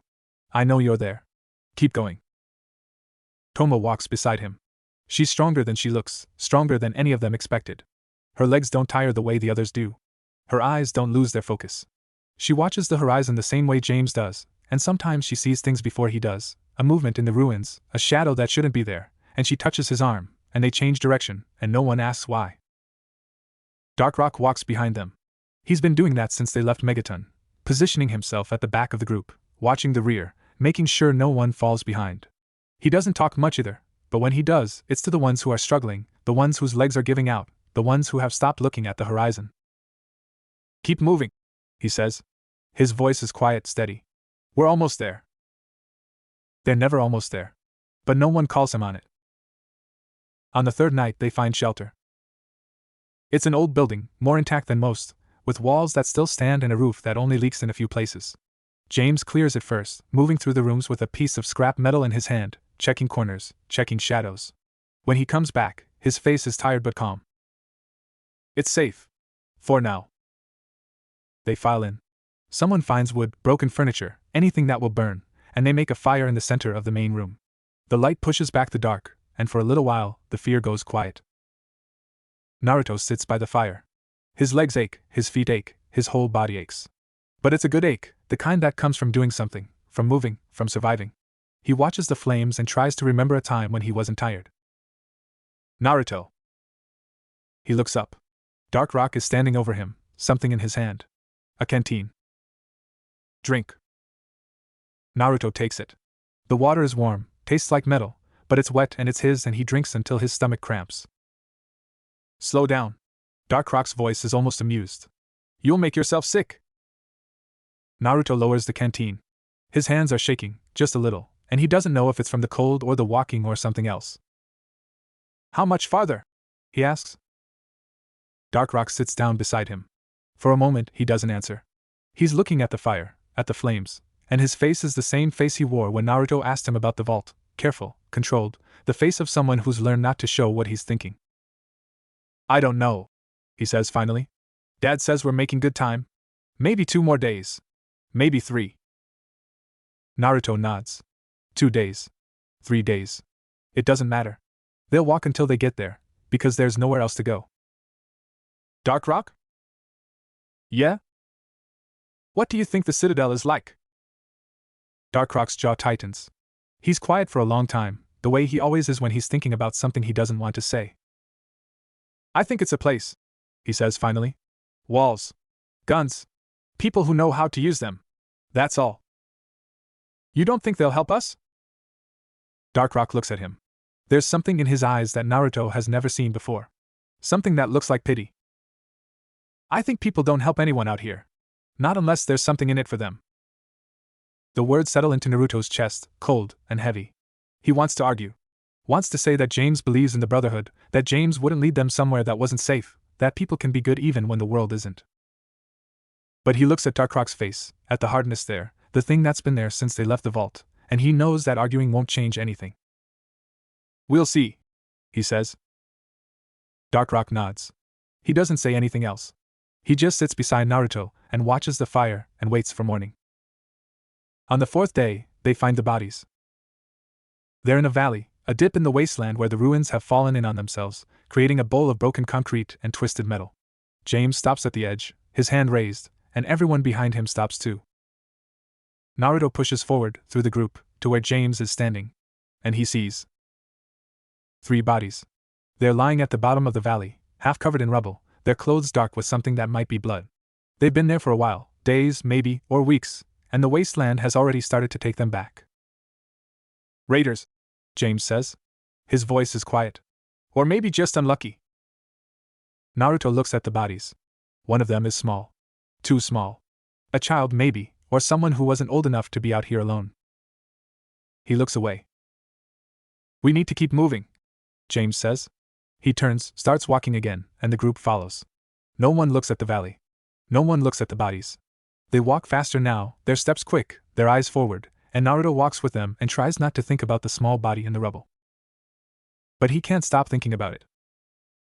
He thinks about it when they stop for water, when they make camp, when he lies down to sleep and closes his eyes.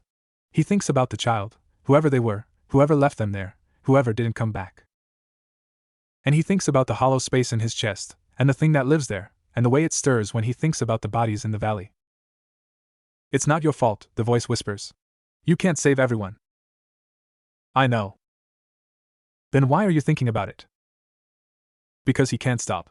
Because the bodies are there, and the child is there, and he walked past them and did nothing.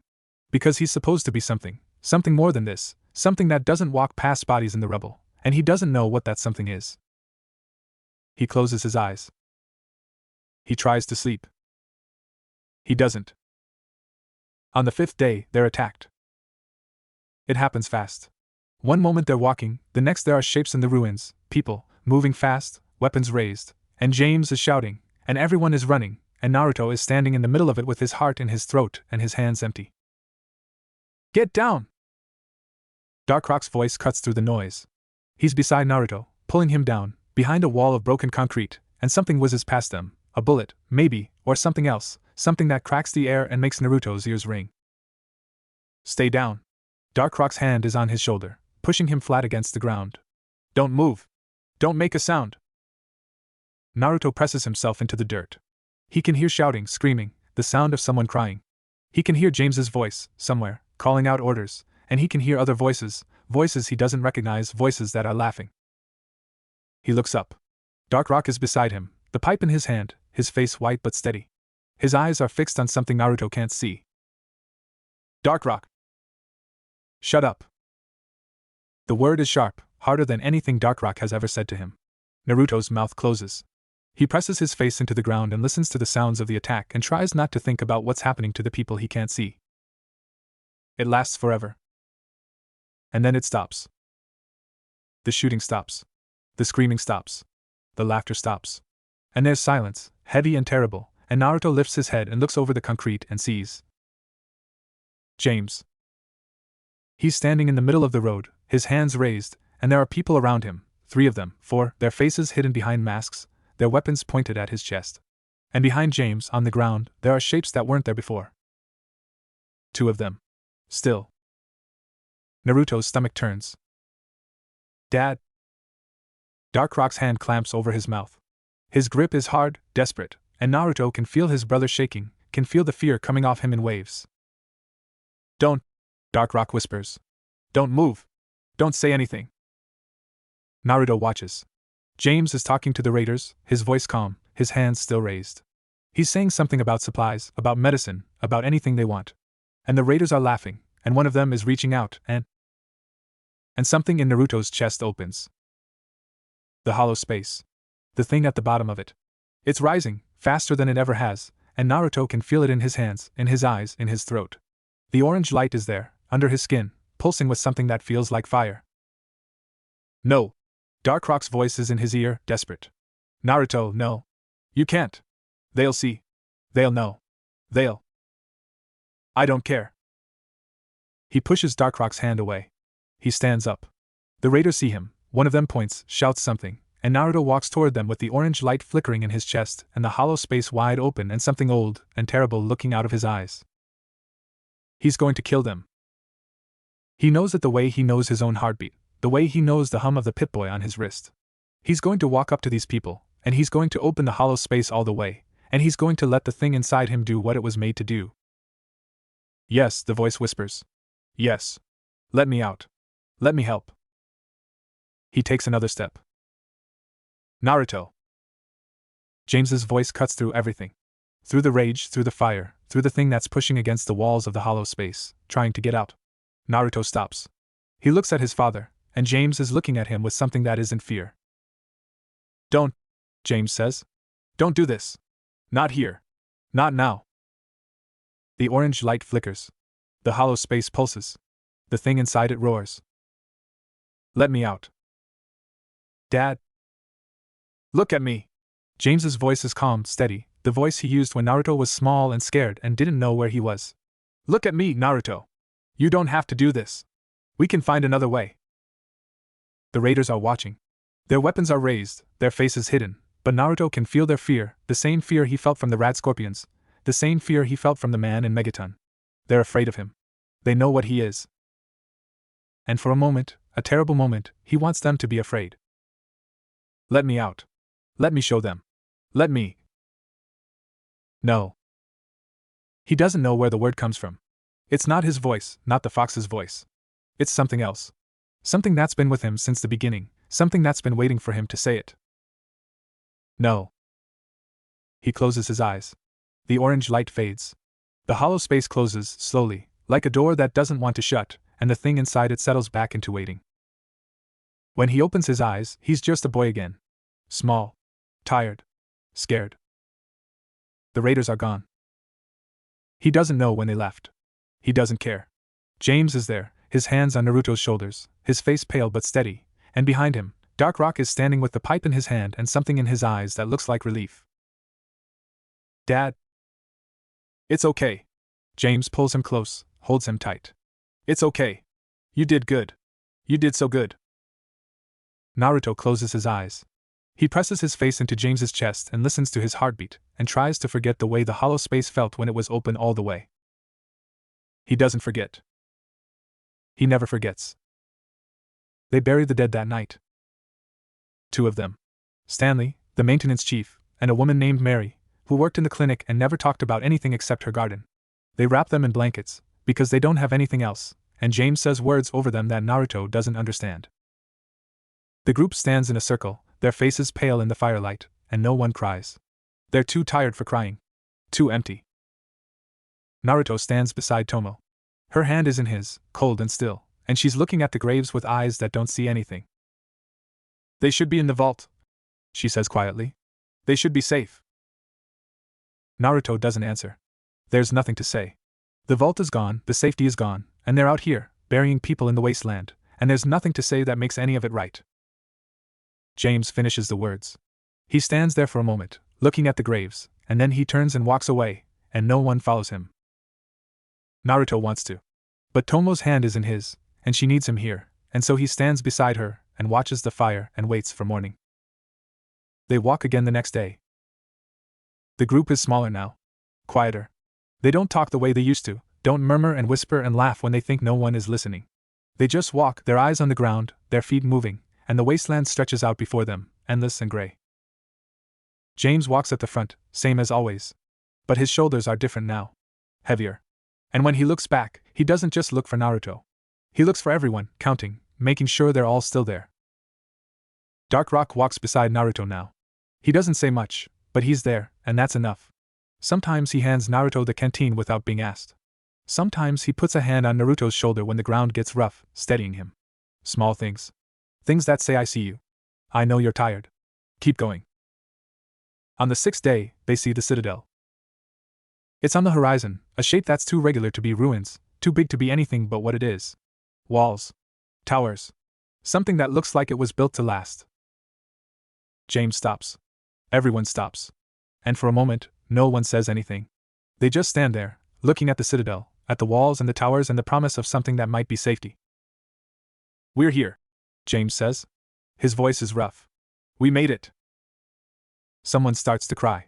Someone else laughs, a short, hysterical sound that cuts off too fast. Tomo's hand tightens on Naruto's, and Dark Rock lets out a breath that sounds like it's been waiting to leave his lungs for a very long time. Naruto looks at the Citadel. The walls are high, the towers are tall, and there are guns on the walls, big ones, the kind that could destroy anything that came too close. He should feel safe. He should feel relieved. But the hollow space in his chest is pulsing, and the thing inside it is stirring, and somewhere in the back of his mind, a voice is whispering. Not safe, it says. Not safe. Not yet. He pushes the voice away. He follows his family toward the walls. The walls are higher than they looked from a distance. Naruto stands at the base of them, his neck craned back, and tries to see the top. He can't.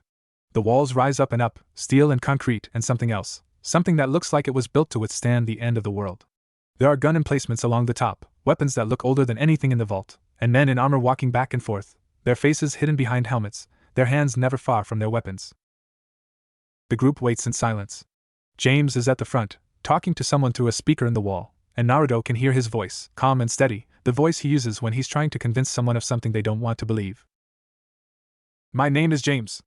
I'm a doctor. I was here before years ago. I need to speak to Elder Lyons. He knows me. The speaker crackles. A voice comes through, distorted, impossible to understand. James answers, his voice patient, and the speaker crackles again, and then the gate opens. It's not a gate, not really. It's a door, big enough for two people to walk through side by side, and there are more men in armor on the other side, their weapons raised, their faces hidden.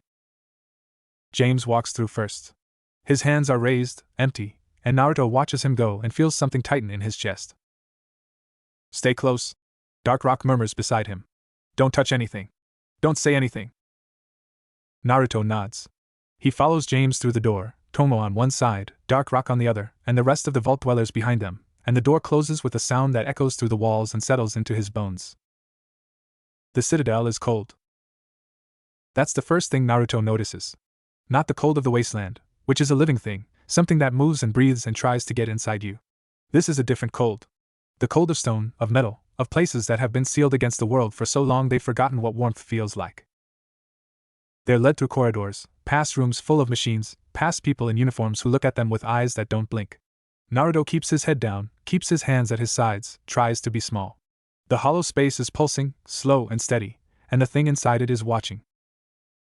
They stop in a room that's bigger than the others. There's a table in the center, long and metal, and chairs around it, and at the far end of the room, there's a man. He's old. Older than James, older than Doc Church, older than anyone Naruto has ever seen. His hair is white, his face is lined, and he's wearing armor that looks like it's seen things Naruto doesn't want to imagine. But his eyes are sharp, clear, and when he looks at James, something in his face changes. James! The old man's voice is rough, like gravel, but there's something underneath it. Something that sounds like relief. I thought you were dead. James steps forward. His hands are still raised, still empty, but there's something in his posture that's different now. Something that looks like hope. Elder Lyons. I need your help. The old man, Elder Lyons, looks at James for a long moment. Then his eyes move to the group behind him, counting, assessing. They land on Naruto, and Naruto feels something shift in his chest. The hollow space pulses once, twice, and then goes still. Lyons' eyes narrow. Who's the boy? James's hand moves to Naruto's shoulder. My son. Naruto. Lyons looks at Naruto for a long moment. His eyes are the same as Doc Church's, as Sims's, old, knowing, patient. And there's something else there too. Something that looks like recognition. Your son, he says. It's not a question. My son, James says. His voice is firm. Lyons nods slowly. He turns away, walks to the table, and when he speaks again, his voice is different. Businesslike. You need shelter. Food. Medical supplies. I can give you those. In exchange, you work. We have a clinic. It's understaffed.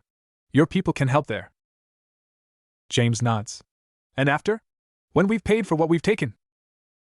Lyons looks at him. His face is unreadable. After, we talk about what comes next. They're given quarters in the lower levels.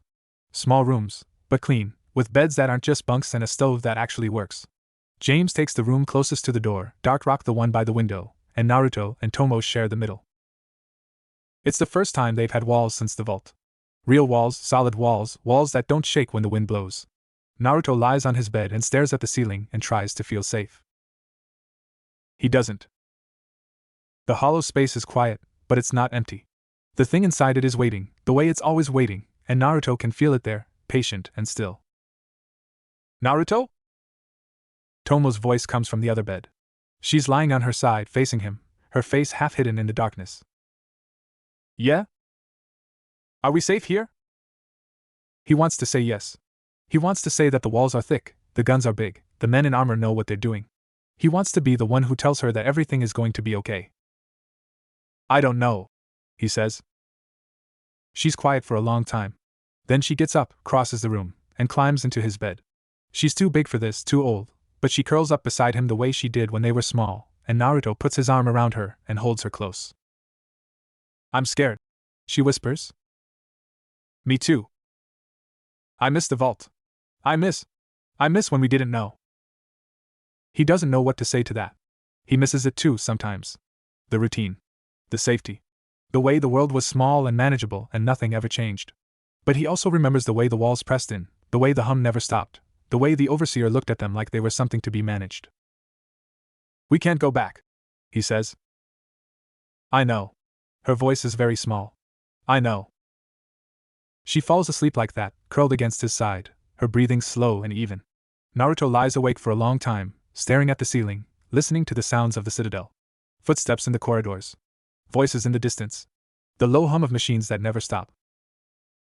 It sounds almost like home. He closes his eyes. He sleeps. The Citadel has a routine. Wake up. Work in the clinic. Eat. Work some more. Sleep. Naruto falls into it the way he fell into the vault's routine, easily, gratefully, letting the rhythm of the days carry him forward. The clinic is different from dock churches, bigger, busier, full of people who need things Naruto doesn't know how to give. But he learns. He sorts bandages, cleans instruments, holds patients' hands when they're scared. James is there, always, his voice calm, his hands steady, and Naruto watches him and tries to learn how to be the same way. But there are other things in the Citadel. Things that don't fit into the routine. The Brotherhood of Steel. Naruto sees them in the corridors, in the training yards, in the mess hall. They're the men in armor, the ones with the big guns and the hidden faces, and they move through the Citadel like they own it. Which, Naruto supposes, they do. They don't talk to the vault dwellers.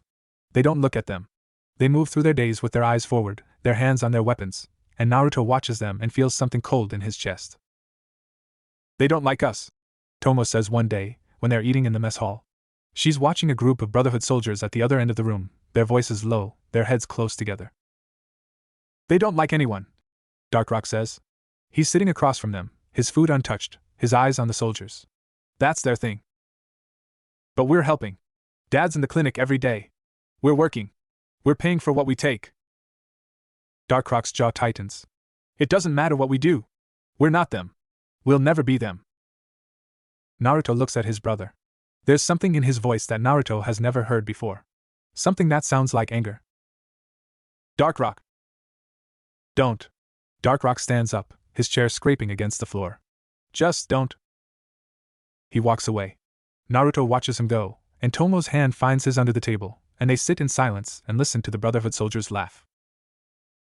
Naruto finds Darkrock in the training yard. It's late, past curfew, but Naruto couldn't sleep, and he heard the sounds from the yard, the thud of something hitting something else, over and over, the same rhythm, the same sound. Darkrock is standing in the middle of the yard, the pipe in his hand beating it against a post. He's been doing it for a while. His hands are red, his face is wet, and the pipe is dented in places it wasn't dented before. Darkrock. His brother doesn't stop. The pipe hits the post again, and Naruto walks closer, and the hollow space in his chest is pulsing with something that feels like fear. Darkrock, stop. Why? The word comes out hard, sharp, and Darkrock turns, and Naruto sees his face for the first time. It's not the face he knows. It's something else. Something that's been hiding for a long time. Why should I stop? Why should I do anything? We're trapped here, same as the vault. Same as everywhere. We're never going to be safe.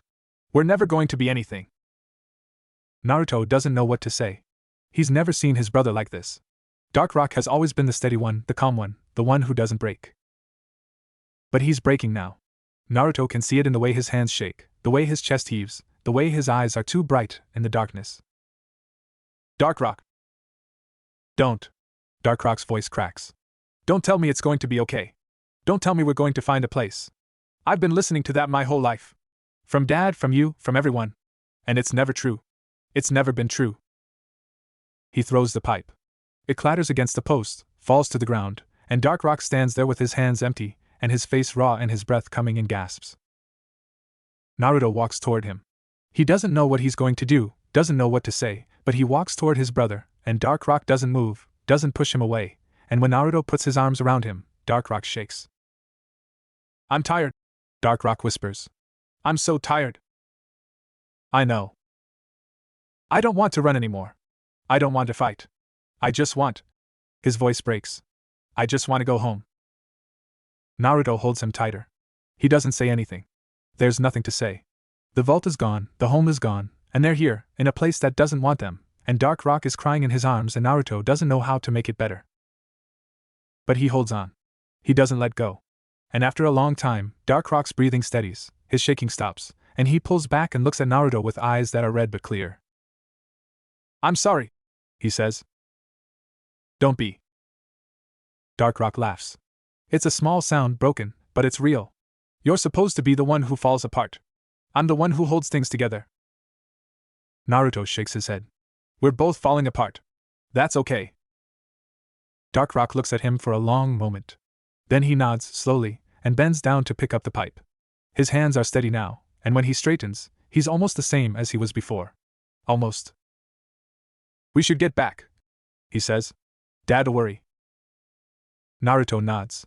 They walk back together, through the dark corridors, past the sleeping quarters, past the rooms full of machines. And when they get to their door, Dark Rock stops and looks at Naruto with something that might be hope. Thanks, he says, for coming after me. Always. Dark Rock smiles. It's a small smile, tired but it's real. And Naruto watches him walk into his room and close the door, and he stands in the corridor for a long time, listening to the hum of the Citadel, and tries to remember what it felt like to be whole. The weeks pass.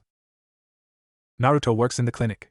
He learns the names of the Brotherhood soldiers who come in for treatment: Scribe Rothschild, who talks to himself while he works; Paladin Gunny, who never smiles but always thanks him; Initiate Artie, who's younger than Naruto and scared of everything.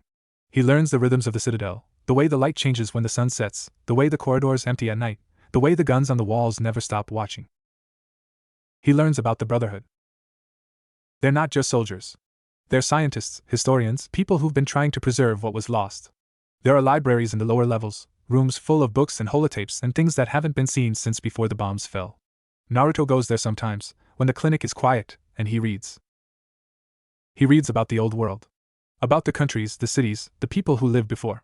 He reads about the war, about the bombs, about the way the world ended in a flash of light that no one saw coming. He reads about Japan. It's an accident. He pulls a book from the shelf, opens it to a random page, and there it is. A country. An island. A place that doesn't exist anymore.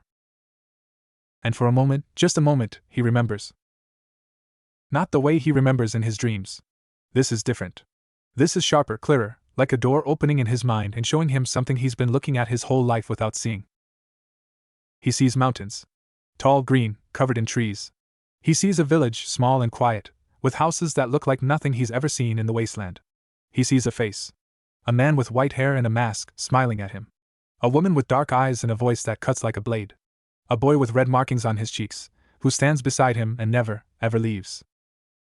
He closes the book. His hands are shaking. The hollow space is pulsing, wide open, and the thing inside it is looking out through his eyes and seeing something it remembers. Not yet, the voice whispers. Not yet. You're not ready. He puts the book back on the shelf. He walks out of the library, down the corridors, back to the clinic. He doesn't look back. But he doesn't forget. Elder Lyons calls for him on a Tuesday. Naruto is in the clinic, sorting bandages, when a Brotherhood soldier appears in the doorway. The soldier doesn't say anything, just stands there, waiting, and Naruto knows without being told that he's supposed to follow. The soldier leads him through the Citadel, up levels Naruto has never seen, past doors that are guarded by men with guns that hum with something that isn't electricity. They stop at a door at the top of the Citadel, and the soldier opens it and gestures for Naruto to go inside. The room is small. There's a desk, a chair, and a window that looks out over the wasteland. Elder Lyons is standing by the window, his back to Naruto, his hands clasped behind him. You've been here a month, Lyons says without turning around. Your father tells me you're a good worker. Quick. Smart. Naruto doesn't say anything.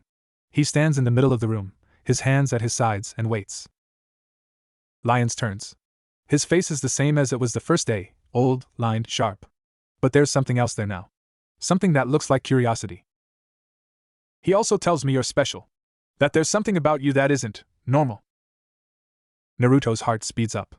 The hollow space stirs. I don't know what you mean. Lyons smiles. It's not a kind smile, but it's not unkind either.